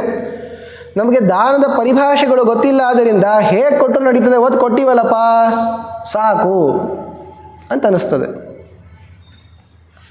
ಹೀಗೆ ಪರಮಾತ್ಮ ಅನೇಕ ವಿಚಾರಗಳನ್ನು ಹೇಳಿದ್ದಾನೆ. ಈ ಎಲ್ಲ ಕಡೆಯೂ ಕೂಡ ಶ್ರದ್ಧಾ ಅನ್ನೋದು ಬಹಳ ಮಹತ್ವವಾದದ್ದು. ಶ್ರದ್ಧೆ ಇಲ್ಲ ಅಂದರೆ, ಪರಮಾತ್ಮ ಇದಕ್ಕೆ ಪ್ರಸನ್ನನಾಗ್ತಾನೆ ಎನ್ನುವ ಬುದ್ಧಿ ಇಲ್ಲ ಅಂದರೆ ಇವೆಲ್ಲವೂ ಅಸದಿತ್ಯುಚ್ಯತೆ, ಇವೆಲ್ಲವೂ ಅಸತ್ಯ, ಇವೆಲ್ಲವೂ ನಿಷ್ಫಲವಾಗಿಬಿಡ್ತವೆ. ಶ್ರದ್ಧಾ ಇರಬೇಕು ಅಂತ ಹೇಳಿ ಪರಮಾತ್ಮ ಯಜ್ಞ, ದಾನ, ತಪಸ್ಸು ಇವು ಪಾವನಾನಿ ಮನೀಷಿಣ, ಇವು ಎಲ್ಲರಿಗೂ ಕೂಡ ಉತ್ತಮವಾಗಿರುವ ಗತಿಯನ್ನು ಕೊಡುವಂಥವುಗಳು ಅಂತ ಅವುಗಳ ಮಹತ್ವವನ್ನು ತಿಳಿಸಿಕೊಡ್ತಾ ಇದ್ದಾನೆ. ಹೇಳ್ತಾನೆ, ಒಂದು ಕಾರ್ಯ ಅಂತ ಆಗಬೇಕು ಅಂದರೆ 5 ತರಹದ ಕಾರಣಗಳಿರ್ತಾವೆ. ಅಧಿಷ್ಠಾನಂಚ ಕರ್ತ, ಕರಣಂಚ ಪೃಥಗ್ವಿಧಂ, ವಿವಿಧಾಚ ಪೃಥಕ್ ಚೇಷ್ಟ, ದೈವಂ ಚೈವಾತ್ರ ಪಂಚಮಂ. ಅಧಿಷ್ಠಾನ ಅಂತಂದರೆ ಆಧಾರಭೂತವಾಗಿರುವಂತಹ ದೇಹ, ಭೂಮಿ ಮುಂತಾದವುಗಳು. ಕರ್ತ ಸ್ವತಂತ್ರನಾಗಿರುವಂತಹ ಪರಮಾತ್ಮ. ಪೃಥಗ್ವಿಧಂ ಕರಣಂ ಇಂದ್ರಿಯ, ಈ ದೇಹದಿಂದ ಏನಾದರೂ ಕಾರ್ಯ ಆಗಬೇಕು ಅಂದರೆ ಇಂದ್ರಿಯಗಳಿರಬೇಕು. ಯಜ್ಞ ಆಗಬೇಕು ಅಂದರೆ ಸೃಕ್ಕು ಇರಬೇಕು, ಸ್ರುವ ಇರಬೇಕು. ಇವೆಲ್ಲವನ್ನು ಕೂಡ ಕರಣ ಅಂತ ಕರೀತಾ ಇದ್ದಾರೆ. ಇನ್ನು ವಿವಿಧವಾಗಿರುವಂತಹ ಚೇಷ್ಟೆ ಆಗಬೇಕು, ಕೈಯನ್ನು ಮೇಲೆತ್ತಬೇಕು, ಸ್ವಾಹ ಅಂತ ಕೈ ಮಾಡಬೇಕಲ್ಲ. ಮತ್ತು ಇವೆಲ್ಲ ಚೇಷ್ಟೆಗಳು ಕೂಡ ಕಾರಣ. ದೈವಂ ಚೈವಾತ್ರ ಪಂಚಮಂ, ಅದೃಷ್ಟವೂ ಕೂಡ ಕಾರಣ. ಇದರಲ್ಲಿ ಯಾವುದು ಒಂದಿಲ್ಲ ಅಂದರೂ ಕೂಡ ಕೆಲಸನೇ ಆಗೋದಿಲ್ಲ. ಅದಕ್ಕೆ ಇನ್ನೊಂದು ಅರ್ಥವನ್ನು ಹೇಳಿದ್ದಾರೆ. ಕರ್ತ ಅಂದರೆ ಜೀವ ಅಂತ ಇಟ್ಕೊಂಡ್ಬಿಡಿ, ದೈವ ಅಂದರೆ ವಿಷ್ಣು ಅಂತ ಅರ್ಥ ಮಾಡ್ಕೊಳ್ಳಿ. ಎಲ್ಲವನ್ನು ಹೇಗೋ ಸಂಪಾದನೆ ಮಾಡಿಬಿಡ್ಬೋದು. ದೈವಂ ಚೈವಾತ್ರ ಪಂಚಮಂ, ಈ ಪರಮಾತ್ಮನ ಪ್ರಸಾದವನ್ನು ಪಡೆಯೋದು ಬಹಳ ಕಷ್ಟ ಇದೆ. ಅವನಿಲ್ಲ ಅಂದರೆ ನೀವೇನು ಅಂದ್ಕೊಂಡ್ರೂ ಕೂಡ ಆ ಕಾರ್ಯ ಸಮಾಪ್ತವಾಗೋದಿಲ್ಲ. ಹೀಗೆ ಪರಮಾತ್ಮ 5 ಕಾರಣಗಳ ಬಗ್ಗೆಯೂ ಕೂಡ ತಿಳಿಸಿಕೊಟ್ಟಿದ್ದಾನೆ. ಹಾಗೆ ಒಂದು ಮಾತನ್ನು ಹೇಳ್ತಾನೆ. ಸುಖಗಳ ಬಗ್ಗೆ ಪರಮಾತ್ಮ ತಿಳಿಸ್ಕೊಡ್ತಾನೆ. ಸುಖನೂ ಕೂಡ 3 ತರಹ ಇದೆಯಪ್ಪ. ಅದರಲ್ಲಿ ಸಾತ್ವಿಕ ಸುಖ ಹೇಗಿರ್ತದೆ ಗೊತ್ತಾ? ಯತ್ತದಗ್ರೆ ವಿಷಮಿವ ಪರಿಣಾಮೇ ಅಮೃತೋಪಮಂ ತತ್ ಸುಖಂ ಸಾತ್ವಿಕಂ ಪ್ರೋಕ್ತಂ ಆತ್ಮಬುದ್ಧಿ ಪ್ರಸಾದಜಂ. ಯಾವ ಸುಖವನ್ನು ನಾವು ಸಂಪಾದನೆ ಮಾಡಬೇಕು ಅಂತ ಕೂಡ್ತೀವಲ್ಲ, ಪ್ರಾರಂಭಕ್ಕೆ ನಮಗೆ ದುಃಖನೇ ಆಗೋದು. ಎತ್ತದಗ್ರೆ ವಿಷಮಿವ, ಯಾವ ಸುಖವನ್ನು ಅನುಭವಿಸೋಕ್ಕಿಂತ ಪೂರ್ವದಲ್ಲಿ ವಿಷ ತರಹ ಇರುವ ದುಃಖದ ಲಾಭ ಆಗ್ತದೆ. ವಿಷ ಅಂತ ಹೇಳಿದ್ದಕ್ಕೆ ಒಂದು ಕಥೆಯು ನೆನ್ಪು ಮಾಡ್ಕೋಬೇಕು ನಾವು. ಅಮೃತ ಮಥನ ಮಾಡೋ ಕಾಲಕ್ಕೆ, ಸಮುದ್ರ ಮಥನ ಮಾಡೋ ಕಾಲಕ್ಕೆ ಅಮೃತ ಬೇಕು ಅಂತ ಕೂತ್ಕೊಂಡಿರುವಂಥದ್ದು. ಅಮೃತ ಬಿಟ್ಟು ಎಲ್ಲ ಬಂತ್ರಿ, ಆಮೇಲೆ ಮತ್ತೆ ಕಷ್ಟಪಟ್ಟರು ಅಮೃತ ಬಂತು, ಅದು ಬೇರೆ ವಿಚಾರ. ಮೊದಲು ಬಂದದ್ದು ಯಾವುದು? ಅಮೃತವಾ ವಿಷವಾ? ವಿಷನೇ. ಆದ್ದರಿಂದ ಈ ಉತ್ತಮವಾಗಿರುವ ನಿಷ್ಕಾಮ ಕರ್ಮ ಅನುಷ್ಠಾನ ಮಾಡೋ ಕಾಲಕ್ಕೆ 4 ಜನ ಅಂತಾರೆ, ಬೈತಾರೆ, ಏನೋ ಈ ತರಹ ಇದೆಯಾ, ದೇವ್ರ ಗುಡಿಗೆ ಹೋಗ್ತಾ ಇದೆಯಲ್ಲ ಅಂತ ಅಂತಾರೆ. ಇದು ಮೇಲ್ನೋಟಕ್ಕೆ ನಮಗೆ ದುಃಖದಾಯಕವಾಗಿ ಅನಿಸ್ತದೆ. ಆದರೆ ಪರಿಣಾಮೇ ಅಮೃತೋಪಮಂ, ಇದರ ಪರಿಣಾಮವನ್ನು ನಾವು ಅನುಭವಿಸೋ ಕಾಲಕ್ಕೆ ಅಮೃತಪಾನ ಮಾಡಿದಷ್ಟು ಸುಖ. ತತ್ ಸುಖಂ ಸಾತ್ವಿಕಂ ಪ್ರೋಕ್ತಂ ಆತ್ಮಬುದ್ಧಿ ಪ್ರಸಾದಜಂ. ಇದು ಆತ್ಮನ ಹಾಗೂ ಬುದ್ಧಿಯ ಪ್ರಸಾದದಿಂದ ಬಂದದ್ದು. ಆತ್ಮ ಅಂದರೆ ಪರಮಾತ್ಮ. ಪರಮಾತ್ಮ ಪ್ರಸನ್ನನಾಗ್ತಾನೆ ಅಂತ, ಆದ್ದರಿಂದ ಬುದ್ಧಿಯಲ್ಲಿ ಪ್ರಸಾದವಿರುವ ಕಾರಣದಿಂದ ಈ ಸುಖ ಬರಲಿಕ್ಕೆ ಸಾಧ್ಯ. ಇದು ಸಾತ್ವಿಕ ಸುಖ. ಇನ್ನು ವಿಷಯೇಂದ್ರಿಯ ಸಂಯೋಗಾತ್ ಯತ್ತದಗ್ರೇ ಮೃತೋಪಮಂ ಪರಿಣಾಮೇ ವಿಷಮಿವ ತತ್ ಸುಖಂ ರಾಜಸಂಸ್ಮೃತಂ. ಮಾಡಿದ ತಕ್ಷಣವೇ ಸುಖ ಆಗ್ಬಿಡ್ತದೆ ಅಂದರೆ ನೀವು ಅಂದ್ಕೊಂಡ್ಬಿಡ್ಬೇಕು ಏನೋ ಸಮಸ್ಯೆ ಇದೆ ಇಲ್ಲಿ ಅಂತ. ನೀವು ಒಳಗೆ ಹೋದ ತಕ್ಷಣ ಎಲ್ಲರೂ ನಿಮ್ಮನ್ನು ಪ್ರಶಂಸೆ ಮಾಡ್ತಾ ಇದ್ದೀರಿ ಅಂದರೆ ಒಳಗೆ ಹೋದ್ಮೇಲೆ ಯಾರೋ ಬೈತಾನೆ ಅಂತ ಅರ್ಥ ನೋಡಿ. ಮೇಲ್ನೋಟಕ್ಕೆ ಈ ಸುಖ ಏನಿದೆಯಲ್ಲ ಇದರಲ್ಲೇ ತೃಪ್ತರಾಗ್ಬಿಡ್ತೀವಿ ನಾವು, ಇಷ್ಟೇ ಸಾಕ್ಬಿಡ್ರಿ ಅಂತ. ಆದರೆ ಹಾಗಿರೋದಿಲ್ಲ. ಪ್ರಾರಂಭದಲ್ಲಿ ನಮಗೆ ಸುಖ ಆದರೂ ಕೂಡ ಪರಿಣಾಮ ಕೊನೆಗೆ ಅಂತ್ಯಕ್ಕೆ ದುಃಖವೇ ಆಗುತ್ತದೆ, ವಿಷದಂತೆ. ಇಂತಹದ್ದೇನಿದೆಯಲ್ಲ ಇದು ರಾಜಸವಾಗಿರುವ ಸುಖ. ಯದಗ್ರೇ ಚಾನುಬಂಧೇ ಚ ಸುಖಂ ಮೋಹನಮಾತ್ಮನಃ ನಿದ್ರಾಲಸ್ಯ ಪ್ರಮಾದೋತ್ಥಂ ತತ್ತಾಮಸಮುದಾಹೃತಂ. ಇನ್ನು ಕೆಟ್ಟ ಕೆಲಸ ಮಾಡಿ ಸುಖ ಪಡ್ತಾರೆ ನೋಡಿ. ಆಮೇಲೆ ನಿದ್ರಾ, ಆಲಸ್ಯ, ಹೊತ್ತು ಮಲ್ಕೊಂಡ್ಬಿಡೋದು, ಆ ಸುಖ ಆಗ್ತದೆ ನೋಡಿ ಅಲ್ಲೂ. ಅದು ತಾಮಸ ಸುಖ. ಅದು ಯದಗ್ರೇ ಚಾನುಬಂಧೇ ಚ, ಪ್ರಾರಂಭದಲ್ಲೂ ಹಂತದಲ್ಲೂ ನಮಗೆ ಮೋಹವನ್ನು ಉಂಟು ಮಾಡುವಂತಹ ಸುಖ ಅದು. ಅಂದರೆ ನಮ್ಮನ್ನು ತಲೆ ಕೆಡಿಸ್ತದೆ ಅಂತಹ ಸುಖ ಅದು. ನಿದ್ರಾ, ಆಲಸ್ಯ, ಪ್ರಮಾದೋತ್ಥಂ, ಅಧರ್ಮ ಮಾಡೋದ್ರಿಂದ ಆಗುವಂತಹ ಸುಖ. ಕಂಡೂಯನೇನ ಕರೆಯೋರಿವ ದುಃಖ ದುಃಖಂ. ಏನೋ ನೋವು ಆಗಿರ್ತದೆ ಅಂತ ತಿಳಿಸ್ಕೊಳ್ತೀವಿ, ಸುಖ ತತ್ಕಾಲದಲ್ಲಾಗ್ತದೆ. ಆದರೆ ಮತ್ತೆ ನಮ್ಮ ಗುರುತಾಕಿಯೋ ಏನೋ ಆಗಿ ದುಃಖವನ್ನೇ ತಂದುಕೊಡ್ತದೆ. ಈ ತರಹ ಇರುವಂತಹ ಸುಖ ಇದು ತಾಮಸ ಸುಖ. ನೋಡು, ಇಂತಹ ಸುಖ ಅಂತೇನಿದೆಯಲ್ಲ 3 ತರಹ ಇದೆ ಅಂತ ಹೇಳಿ, ಎಲ್ಲರೂ ಕೂಡ ಕೇವಲ ಈ ಸುಖ, ದಾನ, ಯಜ್ಞ ಇವುಗಳಷ್ಟೇ ಸಾತ್ವಿಕ, ರಾಜಸ, ತಾಮಸ ಅಂತಲ್ಲ. ಎಲ್ಲರೂ ಕೂಡ ಈ 3 ಗುಣಗಳಿಂದ ಬದ್ಧರಾಗಿದ್ದಾರೆ, ಪರಮಾತ್ಮನನ್ನು ಒಬ್ಬನನ್ನು ಬಿಟ್ಟರು. ಅದಕ್ಕೆ ಅಂತಾರೆ ಸಾತ್ವಿಕರು, ರಾಜಸರು, ತಾಮಸರು ಅಂತ 3 ಪ್ರಭೇದ ಇದೆ. ಅದರಲ್ಲಿ ಈ ಒಂದು ಪ್ರಭೇದವನ್ನು ಅವಶ್ಯವಾಗಿ ನೀವೆಲ್ಲರೂ ಕೇಳಲೇಬೇಕು. ಆ ಸಾತ್ವಿಕ, ರಾಜಸ, ತಾಮಸರಲ್ಲಿ ಒಂದು ಪ್ರಭೇದವನ್ನು ಸಂಪೂರ್ಣವಾಗಿ ಹೇಳೋಣಂತೆ. ಸಾತ್ವಿಕರು ಹೇಗಿರ್ತಾರೆ ಅಂದರೆ, ಸಾತ್ವಿಕರಲ್ಲೂ ಕೂಡ ಮತ್ತು ಪ್ರಭೇದ ಇದೆ. ಸಾತ್ವಿಕ ತಾಮಸ, ಸಾತ್ವಿಕ ರಾಜಸ, ಸಾತ್ವಿಕ ಸಾತ್ವಿಕ ಅಂತ. ಅಲ್ಪದಿಂದ ಹೇಳೋದಕ್ಕೆ ಕಾರಣ ಏನು ಅಂದರೆ, ಇದ್ರ ಬಗ್ಗೆ ಮುಂದೆ ಜಿಜ್ಞಾಸೆ ಹುಟ್ಟಲಿ, ಇನ್ನು ವಿಸ್ತಾರವಾಗಿ ತಿಳ್ಕೊಳ್ಬೇಕು ಅನ್ನುವಂತಹ ಇಚ್ಛೆ ಆಗಲಿ ಅಂತ.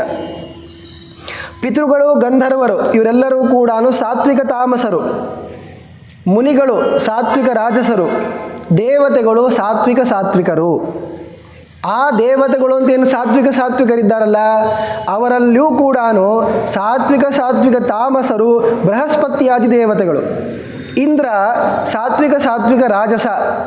ಬ್ರಹ್ಮದೇವರಿಂದ ಆರಂಭ ಮಾಡಿಕೊಂಡು ರುದ್ರದೇವರ ಪರ್ಯಂತ ಇರುವ ದೇವತೆಗಳು ಸಾತ್ವಿಕ ಸಾತ್ವಿಕ ಸಾತ್ವಿಕರು.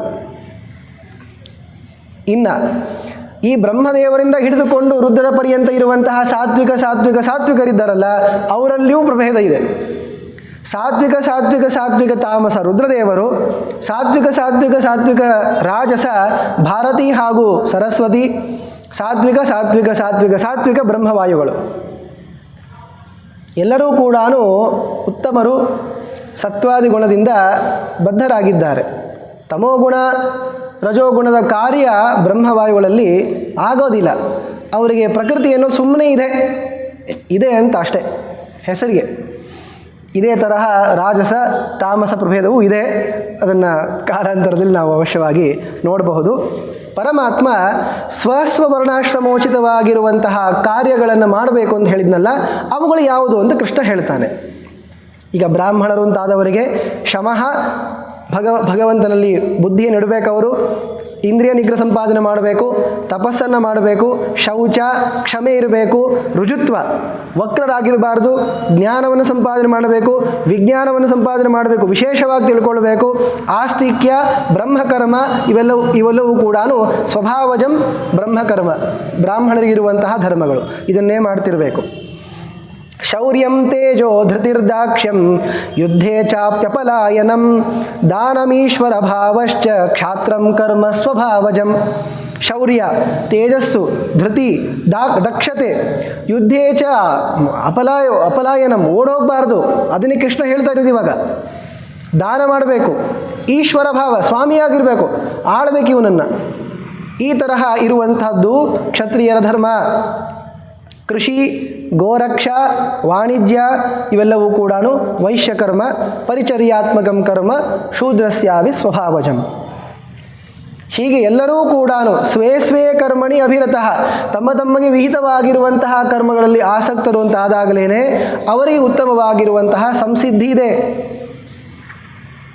ಹೀಗೆ ಪರಮಾತ್ಮ ಹೇಳಿ ಒಂದು ಮಾತನ್ನು ನಮಗೆ ಹೇಳ್ತಾನೆ. ಕರ್ಮವನ್ನು ಮಾಡೋ ಕಾಲಕ್ಕೆ ಪ್ರಾರಂಭದಲ್ಲಿ ದೋಷಗಳು ಉಂಟಾಗ್ತವೆ. ಹಾಗಂಥೇಳಿ ನಾವು ಮೊದಲನೇ ಕಾರ್ಯವನ್ನೇ ಸರಿಯಾಗಿ ಮಾಡ್ತೀನಿ ಇಲ್ಲಾಂದ್ರೆ ಬಿಟ್ಬಿಡ್ತೀನಿ ಅಂತ ಹೇಳಬಾರ್ದು. ಸಹಜಂ ಕರ್ಮ ಕೌಂತೆಯ ಸದೋಷಮಪಿ ನ ತ್ಯಜೇತ್ ಸರ್ವಾರಂಭಾ ಹಿ ದೋಷೇಣ ಧೂಮೇನ ಅಗ್ನಿರಿವಾವೃತಃ.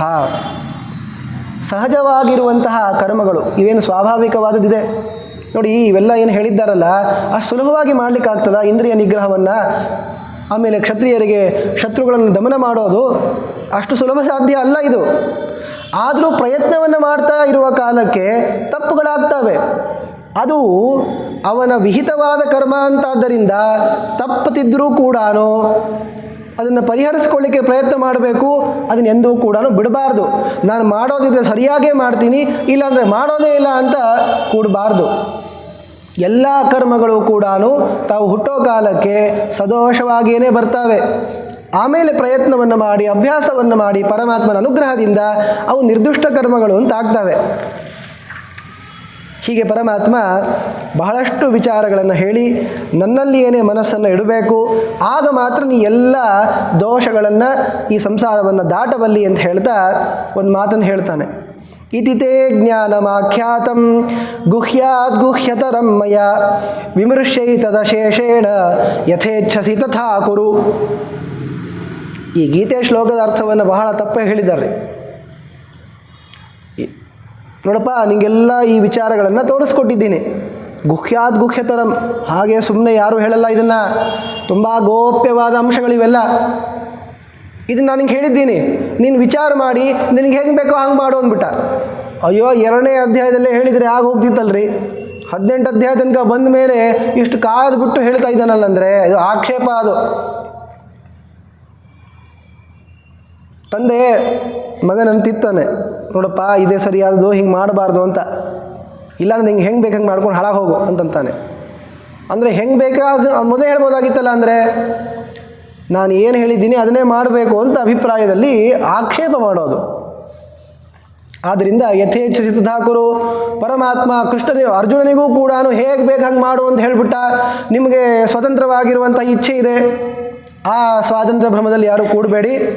ಎಲ್ಲರಿಗೂ ಅವರವರಿಗೆ ವಿಹಿತವಾಗಿರುವ ಕರ್ಮ ಅಂತಿದೆ, ಅದನ್ನು ಬಿಡಬಾರ್ದು, ಅದನ್ನು ಮಾಡ್ತಾನೇ ಇರಬೇಕು.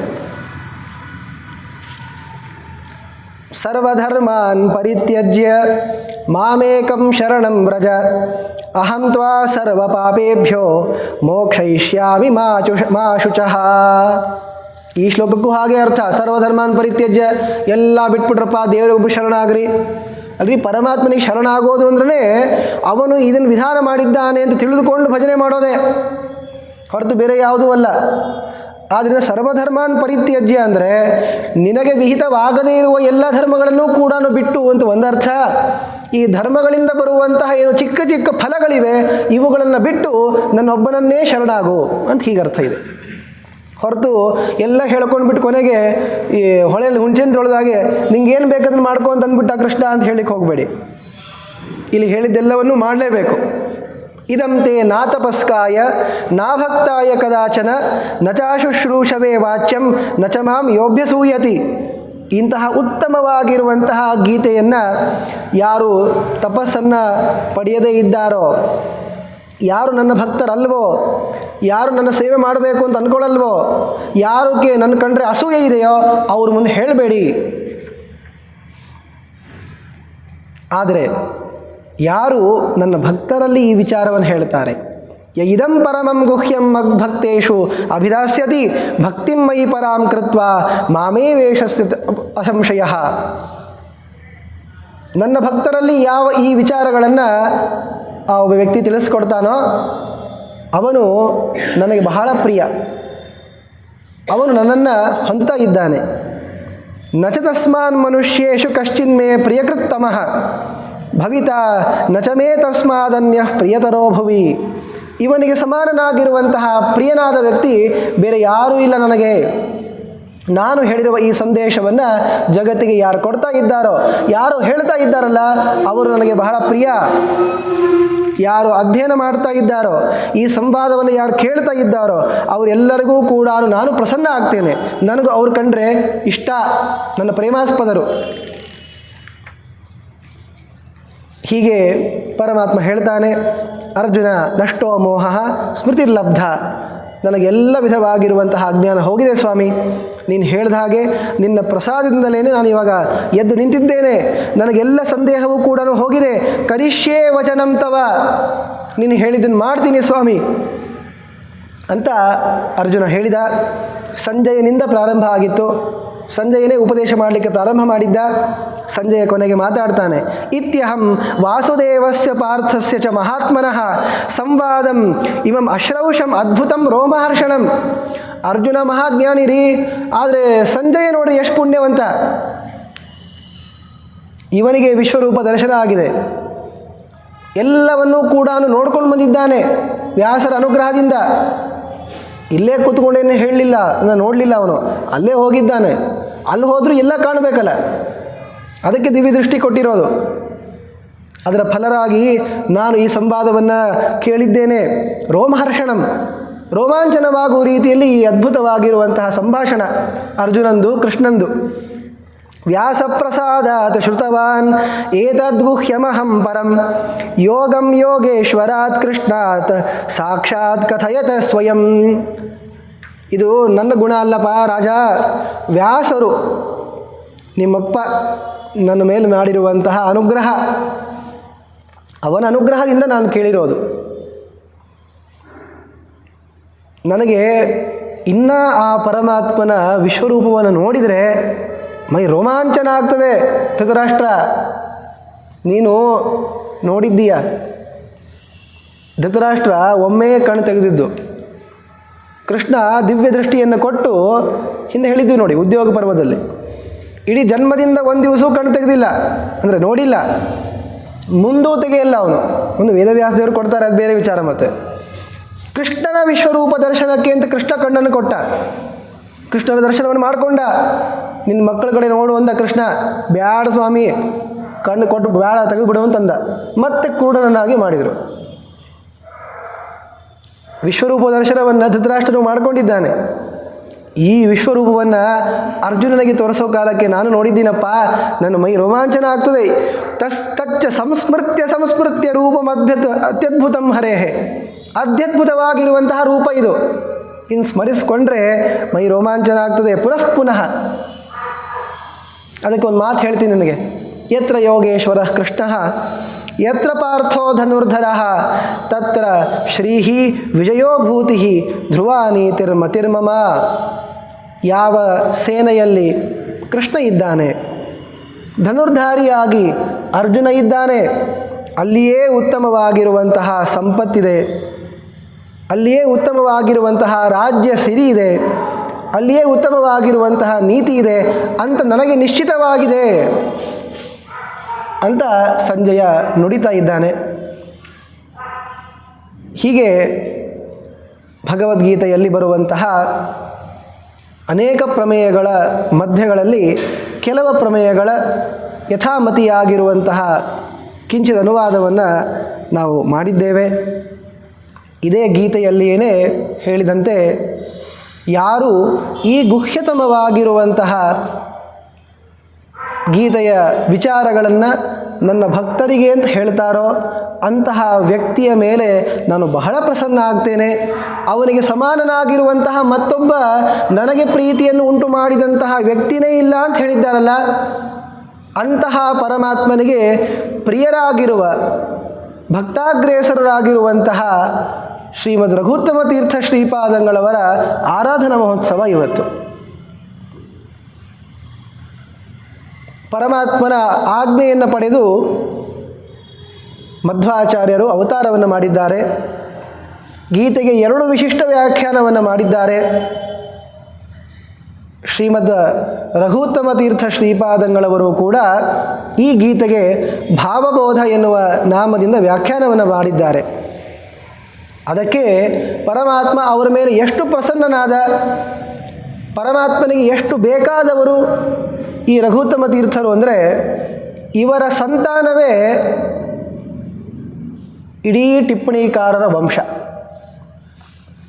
ಇವತ್ತೇನು ಲೋಕದಲ್ಲಿ ಮಹಾ ಟಿಪ್ಪಣಿಕಾರರು ಯಾರ ಗ್ರಂಥಗಳನ್ನು ಓದಿದರೇ ಪಾಮರರಿಂದ ಆರಂಭ ಮಾಡಿಕೊಂಡು ಪಂಡಿತರವರೆಗೆ ಮಧ್ವ ಸಿದ್ಧಾಂತದ ಜ್ಞಾನವಾಗ್ತದೆ ಎನ್ನುವಂತಹ ಅನಿವಾರ್ಯತೆ ಹುಟ್ಟುಬಿಟ್ಟಿದೆಯಲ್ಲ, ಅದಕ್ಕೆ ಮೂಲ ಪುರುಷರು ಯಾರಪ್ಪ ಅಂದರೆ ರಘುತ್ತಮ ತೀರ್ಥ ಶ್ರೀಪಾದಂಗಳವರು. ಅವ್ರ ಬಗ್ಗೆ ಉತ್ತಮವಾಗಿರುವಂತಹ ಸ್ತೋತ್ರ ಇದೆ. ಯಾವ ಸ್ತೋತ್ರದ ಲಕ್ಷಗಟ್ಟಲೆ ಕೋಟಿಗಟ್ಟಲೆ ಪಾರಾಯಣವನ್ನು ಮಾಡಬೇಕು ಅನ್ನುವಂತಹ ಉತ್ತಮವಾಗಿರುವ ಸಂಕಲ್ಪವನ್ನು ಪರಮ ಪೂಜ್ಯರಾಗಿರುವಂತಹ ಉತ್ತರಾದಿ ಮಠಾಧೀಶರಾಗಿರುವಂತಹ ಶ್ರೀ ಶ್ರೀ ಸತ್ಯಾತ್ಮತೀರ್ಥ ಶ್ರೀಪಾದಂಗಳವರು ಸಂಕಲ್ಪಿಸಿದ್ದಾರೆ. ಇವತ್ತಿಗೆ ಆ ಕಾರ್ಯಕ್ರಮ ನಡೀತಾ ಇದೆ. ನಾಳೆ ನಾಡಿದ್ದು 1ನೇ ತಾರೀಕು ಅದನ್ನು ಸಮರ್ಪಣೆ ಮಾಡುವಂತಹ ಕಾರ್ಯವನ್ನು ಅವರು ಮಾಡ್ತಾ ಇದ್ದಾರೆ. ಎಲ್ಲ ಕಡೆಯೂ ಆದೇಶವನ್ನು ಮಾಡಿದ್ದಾರೆ. ಇದಕ್ಕೆ ಕಾರಣ ಏನು ಅಂದರೆ ನೋಡಿ, ಜ್ಞಾನ ಅಂತನ್ನೋದು ಇವತ್ತಿಗೆ ನಾವೇನೋ 4 ಕೃಷ್ಣನ ಮಾತುಗಳಿಗೆ ಅರ್ಥ ಹೇಳ್ತೀವಿ ಅಂದರೆ ಅದೆಲ್ಲವೂ ಕೂಡ ರಘುತ್ತಮ ತೀರ್ಥರ ಅನುಗ್ರಹದಿಂದ. ರಘುತ್ತಮ ತೀರ್ಥರು 8ನೇ ವಯಸ್ಸಿಗೆ ಸನ್ಯಾಸವನ್ನು ಸ್ವೀಕರಿಸಿದವರು. ಅಲ್ಪಕಾಲದಲ್ಲಿಯೇ ಪಂಡಿತರಾಗಿ ಜ್ಞಾನಿಗಳಾಗಿ ಎಲ್ಲರ ಸಂಶಯವನ್ನು ಪರಿಹರಿಸುವಂತಹ ಆ ಗುರುಸ್ಥಾನದಲ್ಲಿ ಕುಳಿತುಕೊಂಡವರು. ಇವರ ಶಿಷ್ಯರು ಎಷ್ಟು ಜನ ಇದ್ದಾರೆ ಅಂತ ಹೇಳಲಿಕ್ಕೆ ಆಗೋದೇ ಇಲ್ಲ. ವೇದೇಶ ತೀರ್ಥರು, ಅವರ ಶಿಷ್ಯರು ಯಾದವಾಚಾರ್ಯರು, ಅವರ ಶಿಷ್ಯರು ಶ್ರೀನಿವಾಸ ತೀರ್ಥರು, ಎಲ್ಲರೂ ಟಿಪ್ಪಣಿಕಾರರೇ. ಇವರ ಟಿಪ್ಪಣಿಗಳಿಲ್ಲ ಅಂದರೆ ಆಚಾರ್ಯರ ಗ್ರಂಥಗಳು, ಟೀಕಾಕೃತ್ಪಾದರ ಗ್ರಂಥಗಳು ಅರ್ಥವೇ ಆಗೋದಿಲ್ಲ. ಸ್ವತಃ ತಾವು ಟಿಪ್ಪಣಿಕಾರರು. ಇವರು ಟಿಪ್ಪಣಿಗಳನ್ನು ಎಷ್ಟು ಗಂಭೀರದಿಂದ ಬರೆದರು ಅಂದರೆ ಟೀಕಾಕೃತ್ಪಾದರು ಮೊದಲೇ ಇವರು ಬರ್ತಾರೆ ಅಂತ ತಿಳಿದುಕೊಂಡು ಇವನು ಬರೇ ಟಿಪ್ಪಣಿಕಾರ ಆದರೆ ಸಾಲದು, ನನ್ನ ಸ್ಥಾನದಲ್ಲಿ ಕೂಡಬೇಕು ಅಂತ ಸನ್ಯಾಯ ವಿವರ್ತೇಶ್ ಟೀಕಾಶೇಷ ಸಂಪೂರ್ತಿ ಕಾರಣಂ ನ್ಯಾಯ ವಿವರಣ ಎನ್ನುವ ಗ್ರಂಥವನ್ನು ಆಚಾರ್ಯರು ಬ್ರಹ್ಮಸೂತ್ರದ ಮೇಲೆ ಬರೆದಿದ್ದಾರೆ. ಆ ನ್ಯಾಯ ವಿವರಣ ಗ್ರಂಥಕ್ಕೆ ಟೀಕಾಕೃತ್ಪಾದರು ಟೀಕೆಯನ್ನು ಬರೆದು ಅರ್ಧ ಭಾಗವನ್ನು ಮಾಡಿ ಉಳಿದ ಭಾಗವನ್ನು ರಘುತ್ತಮ ತೀರ್ಥರು ಪೂರ್ಣ ಮಾಡಬೇಕು ಅನ್ನುವ ಸಂಕಲ್ಪದಿಂದ ಅವರು ಪರಿತ್ಯಾಗ ಮಾಡಿದರು. ಅದನ್ನು ಪೂರ್ಣ ಮಾಡಿ ಟೀಕಾಕೃತ್ಪಾದರ ಅನುಗ್ರಹದಿಂದ ಟೀಕಾಕೃತ್ ಸ್ಥಾನವನ್ನು ಕೂಡ ಅಲಂಕರಿಸಿದ್ದಾರೆ. ಇದು ಒಂದು ಪರಂಪರೆ. ಅವರೆಲ್ಲ ಏನು ಗ್ರಂಥ ಬರೆದಿದ್ದಾರೆ ಅಂತ ಹೇಳೋಷ್ಟರಲ್ಲಿ ಸಮಯ ಆಗಿ ಹೋಗ್ತದೆ. ಇವರು ಭಾವಬೋಧ ಎನ್ನುವ ನಾಮದಿಂದ ಬೃಹದಾರಣ್ಯಕೋಪನಿಷತ್ತಿಗೆ ವ್ಯಾಖ್ಯಾನವನ್ನು ಮಾಡಿದ್ದಾರೆ.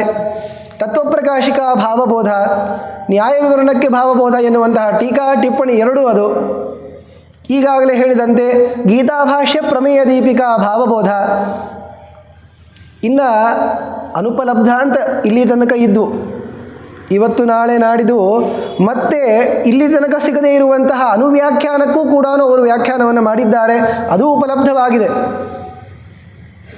ಇದು ರಘುತ್ತಮ ತೀರ್ಥರ ಗ್ರಂಥಗಳ ಬಗ್ಗೆ ಆಯಿತು. ತತ್ವನಿರ್ಣಯಕ್ಕೆ ವ್ಯಾಖ್ಯಾನವನ್ನು ಮಾಡಿದ್ದಾರೆ. ಇದಾದ ಮೇಲೆ ವೇದೇಶ ತೀರ್ಥರು ಅವರು ಛಾಂದೋಗ್ಯ ಭಾಷ್ಯಕ್ಕೆ ವ್ಯಾಖ್ಯಾನವನ್ನು ಮಾಡಿದ್ದಾರೆ. ಪ್ರಮಾಣ ಪದ್ಧತಿಯಾದಿ ತತ್ವೋದ್ಯೋತಾದಿ ಗ್ರಂಥಗಳಿಗೆ ವ್ಯಾಖ್ಯಾನವನ್ನು ಮಾಡಿದ್ದಾರೆ. ಅವರ ಶಿಷ್ಯರೇ ಯಾದವಾಚಾರ್ಯರು, ಅವರು ತಮ್ಮಂದಿರೂ ಹೌದು. ಅವರ ಸಲುವಾಗಿ ಎಲ್ಲವನ್ನು ಪರಿತ್ಯಾಗ ಮಾಡಿದಂಥವರು ವಿರಕ್ತರು ವೇದೇಶ ತೀರ್ಥರು, ಅವರು ಇವರು ಶಿಷ್ಯರು. ಇನ್ನು ಯಾದವಾಚಾರ್ಯರು ಅತ್ಯದ್ಭುತವಾಗಿರುವಂತಹ 5 ಸ್ಕಂಧಗಳಿಗೆ ವ್ಯಾಖ್ಯಾನವನ್ನು ಮಾಡಿದ್ದಾರೆ ಭಾಗವತಕ್ಕೆ ತಾತ್ಪರ್ಯ ಸಮೇತವಾಗಿ. ಹಾಗೆಯೇ ಸಂಪೂರ್ಣವಾಗಿರುವಂತಹ ಶ್ರೀಮನ್ಯಾಯ ಸುಧಾ ಗ್ರಂಥಕ್ಕೆ ಟಿಪ್ಪಣಿ. ಇವತ್ತಿಗೆ ಯಾರಾದರೂ ನಾವು ವಿದ್ವಾಂಸರು ಅಂತ ಅಂದ್ಕೊಳ್ಬೇಕು ಅಂದರೆ ಯಾದುಪತ್ಯವನ್ನು ಮುಟ್ಟಿರಲೇಬೇಕಾಗ್ತದೆ, ಯಾದುಪತ್ಯವನ್ನು ಆಶ್ರಯಿಸಿಕೊಂಡೇನೇ ಸುಧಾವನ್ನು ಓದಿರಲೇಬೇಕಾಗ್ತದೆ, ಇಲ್ಲ ಅಂದರೆ ಇಲ್ಲ. ಅವರ ಶಿಷ್ಯರು ಶ್ರೀನಿವಾಸ ತೀರ್ಥರು, ಅವರಂತೂ 50ಕ್ಕೂ ಹೆಚ್ಚಿನ ಗ್ರಂಥಗಳನ್ನು ಬರೆದಿದ್ದಾರೆ. ಯಾವ ಆ ಮಹಾನುಭಾವರ ಟಿಪ್ಪಣಿ ಬರೆಯುವ ಸಾಮರ್ಥ್ಯವನ್ನು ನೋಡಿ ನಮ್ಮ ರಾಘವೇಂದ್ರ ತೀರ್ಥ ಶ್ರೀಪಾದಂಗಳವರು ತೀರ್ಥ ಪದವಿ ನಿನಗೆ ಕೊಡ್ತೀನಪ್ಪ, ನೀವು ಶ್ರೀನಿವಾಸ ರಾಯರು, ನಾವು ರಾಘವೇಂದ್ರ ತೀರ್ಥರು, ನಾವು ರಾಘವೇಂದ್ರ ಯತಿಗಳಷ್ಟೇ, ನೀವು ಶ್ರೀನಿವಾಸ ತೀರ್ಥರಾಗರಿ ಅಂತ ಅವರಿಗೆ ಅಷ್ಟು ಅನುಗ್ರಹವನ್ನು ಮಾಡಿದ್ದಾರೆ. ಅವರು ಇದೇ ರಘುತ್ತಮ ತೀರ್ಥರ ಟಿಪ್ಪಣಿ ವಂಶದಲ್ಲಿ ಬಂದವರು, ಅವರ ಶಿಷ್ಯ ಪರಂಪರೆಯಲ್ಲಿ ಬಂದವರು. ಇವರು ತುಂಬ ಪ್ರಸಿದ್ಧ ಇದ್ದಾರೆ ಅಂತ ಹೇಳ್ತಾ ಇದ್ದೀವಿ. ಇನ್ನು ಅನೇಕ ಜನ ಇದ್ದಾರೆ ರಘುತ್ತಮ ತೀರ್ಥರ ಶಿಷ್ಯರು. ತರಂಗಿಣಿ ರಾಮಾಚಾರ್ಯರು ನ್ಯಾಯಾಮೃತಕ್ಕೆ ಅದ್ಭುತವಾಗಿರುವಂತಹ ವ್ಯಾಖ್ಯಾನವನ್ನು ಮಾಡಿ ವ್ಯಾಸರಾಜರು ಬರೆದಿರುವ ಈ ಗ್ರಂಥದ ಮೇಲೆ ಆಕ್ಷೇಪವನ್ನು ಮಾಡಿದಾಗ ಆ ಅದ್ವೈತ ಸಿದ್ಧಿ ಮುಂತಾಗಿರುವ ಗ್ರಂಥಗಳನ್ನು ಖಂಡನೆ ಮಾಡುವ ರೀತಿಯಲ್ಲಿ ಟಿಪ್ಪಣಿಯನ್ನು ಬರೆದರು, ಅದಕ್ಕೆ ಖಂಡನೆಯನ್ನು ಬರೆದರು. ತರಂಗಿಣಿ ರಾಮಾಚಾರ್ಯರು ಅವರು ರಘುತ್ತಮರ ಶಿಷ್ಯರು. ಪಾಂಡುರಂಗಿ ಆನಂದ ಭಟ್ಟಾರಕರು, ಪಾಂಡುರಂಗಿ ವಂಶದ ಮೂಲ ಪುರುಷರು ಅಂತ ಕರೀತಾ ಇದ್ದಾರೆ, ಅವರು ರಘುತ್ತಮ ತೀರ್ಥರ ಶಿಷ್ಯರು. ಒಬ್ಬರ ಇಬ್ಬರ. ಇನ್ನೊಂದು ಆಶ್ಚರ್ಯಕರವಾಗಿರುವಂತಹ ಶಿಷ್ಯರ ಘಟನೆ ಇದೆ, ಅದುವೇ ರೊಟ್ಟಿ ವೆಂಕಣ್ಣಾಚಾರ್ಯರ ಕಥೆ. ರೊಟ್ಟಿ ಅಂತ ಹೆಸರಿದೆಯಲ್ಲ, ಅವ್ರು ರೊಟ್ಟಿನೇ ಮಾಡ್ತಿದ್ರು, ಅಡುಗೆ ಮಾಡೋರವರು ವೆಂಕಣ್ಣ. ಮೂಢಾಗ್ರಣೀಹಿ ವೆಂಕಟ ಭಟ್ಟ ಸೂದಹ ಅಂತ ಕರೆದಿದ್ದಾರೆ. ಅವ್ರನ್ನ ನೋಡಿದರೆ ಇವನಿಗೇನೂ ಬರಲ್ಲ, ದಡ್ಡ ಇವನು. ಪಾಪ ಅವ್ರು ನೋಡ್ತಾ ಇದ್ರು, ಇವರು ಸುಧಾಮಂಗಳ ಮಾಡೋರು, ಅನೇಕ ಗ್ರಂಥಗಳ ಮಂಗಳ ಮಾಡೋರು. ರಘುತ್ತಮ ತೀರ್ಥರು ಇವರ ವಿದ್ವತ್ತೆಯನ್ನು ನೋಡಿ, ಪಂಡಿತರನ್ನು ನೋಡಿ ಶಾಲ್ ಹೊದಿಸೋರು. ಇವರಿಗೆ ಒಂದು ದಿವಸ ಅನ್ನಿಸ್ತು, ಏನು ಸ್ವಾಮಿ ನಾವು ಬರೇ ಭಕ್ರಿ ಪಡೆಯೋದಾತು, ನಮಗೆ ಇಂಥದ್ದೆಲ್ಲ ಏನಿಲ್ವಾ? ಅದಕ್ಕೆ ರಘುತ್ತಮ ತೀರ್ಥರಿಗೆ ಇವರ ಯೋಗ್ಯತೆ ಗೊತ್ತಿತ್ತು. ನೋಡಪ್ಪ, ಏನೋ ಒಂದು ಪರಮಾತ್ಮನ ಇಚ್ಛಾದಿಂದ ಇಲ್ಲಿ ತನಕ ನಿನಗೆ ಇದು ಬಂದಿರಲಿಕ್ಕಿಲ್ಲ, ಆದರೆ ಏನು ಚಿಂತೆ ಮಾಡಬೇಡ, ನಮ್ಮ ರಾಮದೇವರು ಪ್ರಸನ್ನರಾಗಿದ್ದಾರೆ ನಿನ್ನ ಮೇಲೆ ಅಂತ ಅವ್ರ ತಲೆ ಮೇಲೆ ಕೈ ಇಟ್ಟರೆ, ಸುಮ್ಮನೆ ಪಂಡಿತರು, ಸುಧಾ ಪಂಡಿತರು, ಶಾಲೆ ಹೊಸ್ಕೊಳ್ಳೋ ಪಂಡಿತರಾಗಲಿಲ್ಲ, ಅವರೂ ಟಿಪ್ಪಣಿಕಾರರಾಗ್ಬಿಟ್ರು. ಪ್ರಮಾಣ ಪದ್ಧತಿಗೆ, ಕಥಾಲಕ್ಷಣಕ್ಕೆಲ್ಲ ವ್ಯಾಖ್ಯಾನವನ್ನು ಬರೆದಿದ್ದಾರೆ, ತತ್ವಸಂಖ್ಯಾನಕ್ಕೆ ಟಿಪ್ಪಣಿ ಬರೆದಿದ್ದಾರೆ. ಹೀಗೆ ಮೂಢ ಅಂತ ಇದ್ದರೂ ಕೂಡ ಇವರ ಅನುಗ್ರಹದಿಂದ ವಾಗ್ಮಿಗಳಾಗ್ತಾರೆ. ಬರೇ ವಾಗ್ಮಿಗಳಲ್ಲ, ಟಿಪ್ಪಣಿಕಾರರಾಗ್ತಾರೆ ಅಂತಂದರೆ ರಘುತ್ತಮ ತೀರ್ಥರ ಮಹಿಮೆಯನ್ನು ನಾವು ಹೇಳಲಿಕ್ಕೆ ಅರ್ಹರ ಹೇಳಿ. ಆದರೂ ಅವರ ಅನುಗ್ರಹ ನಮ್ಮ ಮನೆತನದ ಮೇಲಿದೆ ಅಂತ ಆದ್ದರಿಂದ ಒಂದೆರಡು ಮಾತುಗಳನ್ನು ಆಡ್ತಾ ಇರೋದಷ್ಟೇ. ಅವರ ಕಾಲದಲ್ಲಿ ನಮ್ಮ ಮನೆತನದ ಮೂಲ ಪುರುಷರು ಅನಂತ ಭಟ್ಟರು ಅಂತಿದ್ದರು. ಅವರನ್ನೂ ಅನುಗ್ರಹ ಮಾಡಿದವರು ರಘುತ್ತಮ ತೀರ್ಥ ಶ್ರೀಪಾದಂಗಳವರು. ಮೂಲತಃ ಪೈಠಣ ದೇಶದವರು, ಗೋದಾವರಿ ತೀರದವರು. ಅಲ್ಲಿಗೆ ರಘುತ್ತಮ ತೀರ್ಥರು ಆಗಮಿಸಿದಾಗ ಅಲ್ಲಿ ಈ ಅನಂತ ಭಟ್ಟರಿಗೆ ಉತ್ತಮವಾಗಿರುವ ವೈಷ್ಣವ ದೀಕ್ಷೆಯನ್ನು ಕೊಟ್ಟು ಅವರನ್ನು ಈ ಸನ್ಮಾರ್ಗದಲ್ಲಿ ನಡೆಸಿದ್ದಕ್ಕೆ ನಾವಿವತ್ತು ಸನ್ಮಾರ್ಗದಲ್ಲಿದ್ದೀವಿ ಅಂತ ನಮ್ಮ ಬಗ್ಗೆ ಹೇಳ್ತಾ ಇದ್ದೀವಿ. ಯಾಕೆ? ಇದು ನಮ್ಮ ಬಗ್ಗೆ ಅಲ್ಲ, ಇದು ರಘುತ್ತಮ ತೀರ್ಥರ ಸ್ತುತಿ ಅಂತ. ಆದ್ದರಿಂದ ಅವರ ಅನುಗ್ರಹದಿಂದ ಅನಂತ ಭಟ್ಟಿಯ ಎನ್ನುವ ವ್ಯಾಖ್ಯಾನವನ್ನು ಕೂಡ ಶ್ರೀಮನ್ ನ್ಯಾಯಸುಧಾ ಗ್ರಂಥಕ್ಕೆ ಬರೆದಿದ್ದಾರೆ ಅಂತ ಪ್ರಸಿದ್ಧ ಇದೆ. ಹೀಗೆ ಎಲ್ಲರೂ ಕೂಡ ಆ ರಘುತ್ತಮ ತೀರ್ಥ ಶ್ರೀಪಾದಂಗಳವರಿಂದ ಉಪಕೃತರೇ ಒಂದಲ್ಲ ಒಂದು ರೀತಿಯಿಂದ. ಇಂತಹ ಆ ಮಹಾನುಭಾವರ ಆರಾಧನಾ ಮಹೋತ್ಸವ ಇಂದಿದೆ. ವೈರಾಗ್ಯದ ಮೂರ್ತಿಗಳು. ಇನ್ನು ಬೇರೆ ಹೇಳಲಿಕ್ಕೆ ನಮ್ಮ ವಚನಗಳು ಅಲ್ಪ ಆದ್ದರಿಂದ ಯಾವಾಗಲೂ ಕೂಡ ಅವರ ಅನುಗ್ರಹ ನಮ್ಮ ಮೇಲಿರಬೇಕು. ಗೀತಾದಿ ಸಚ್ಛಾಸ್ತ್ರಗಳಿಗೆ ಅವರು, ಅವರ ಶಿಷ್ಯರು, ಅವರ ಶಿಷ್ಯರು, ಅವರ ಶಿಷ್ಯರು ಅಂತ ಹೀಗೇನು ವ್ಯಾಖ್ಯಾನಗಳನ್ನು, ಟಿಪ್ಪಣಿಗಳನ್ನು ರಚನೆ ಮಾಡಿದ್ದಾರೆ, ಅವುಗಳಲ್ಲಿರುವಂತಹ ಎಲ್ಲ ಪ್ರಮೇಯಗಳೂ ಕೂಡ ನಮ್ಮ ಯೋಗ್ಯತಾನುಸಾರವಾಗಿ ನಮಗೆ ಗುರುಗಳ ಮುಖಾಂತರವಾಗಿ ನಮ್ಮ ಗುರುಗಳಲ್ಲಿದ್ದುಕೊಂಡು ಅವರೆಲ್ಲರೂ ಕೂಡ ನಮಗೆ ಅದರ ಲಾಭವನ್ನು ಮಾಡಿಸಬೇಕು ಅಂತ ಪ್ರಾರ್ಥನೆಯನ್ನು ಮಾಡ್ತಾ ಆ ರಘುತ್ತಮ ತೀರ್ಥ ಶ್ರೀಪಾದಂಗಳವರ ಆರಾಧನಾ ಮಹೋತ್ಸವ ಅವರ ಪ್ರಸನ್ನತೆ ಆಗುವಂತೆ ಒಂದೆರಡು ಮಾತುಗಳನ್ನು ಆಡಿದ್ದೇವೆ. ಅವರು ಪ್ರಸನ್ನರಾಗಿ ಜ್ಞಾನವನ್ನು ಕೊಡಬೇಕು. ತನ್ಮೂಲಕವಾಗಿ ಶ್ರೀಮದ್ ಆನಂದ ತೀರ್ಥ ಭಗವತ್ಪಾದಾಚಾರ್ಯರು, ಅವರ ಅಂತರ್ಯಾಮಿಯಾಗಿರುವಂತಹ ಶ್ರೀ ಗೀತಾ ಆಚಾರ್ಯನಾಗಿರುವಂತಹ ಕೃಷ್ಣ ಪರಮಾತ್ಮ, ಶ್ರೀರಾಮಚಂದ್ರ ಇವರೆಲ್ಲರೂ ಕೂಡ ಪ್ರಸನ್ನರಾಗಬೇಕು ಅಂತ ಈ ಮಾತುಗಳನ್ನು ಆಡ್ತಾ ನಮ್ಮ ಗುರುಗಳ ಅಂತರ್ಯಾಮಿಯಾಗಿರುವಂತಹ ಆ ಪರಮಾತ್ಮನಿಗೆ ಅರ್ಪಣೆಯನ್ನು ಮಾಡ್ತಾ ಇದ್ದೀನಿ. ಶ್ರೀಕೃಷ್ಣಾರ್ಪಣಮಸ್ತು. ಹರಯೇ ನಮಃ.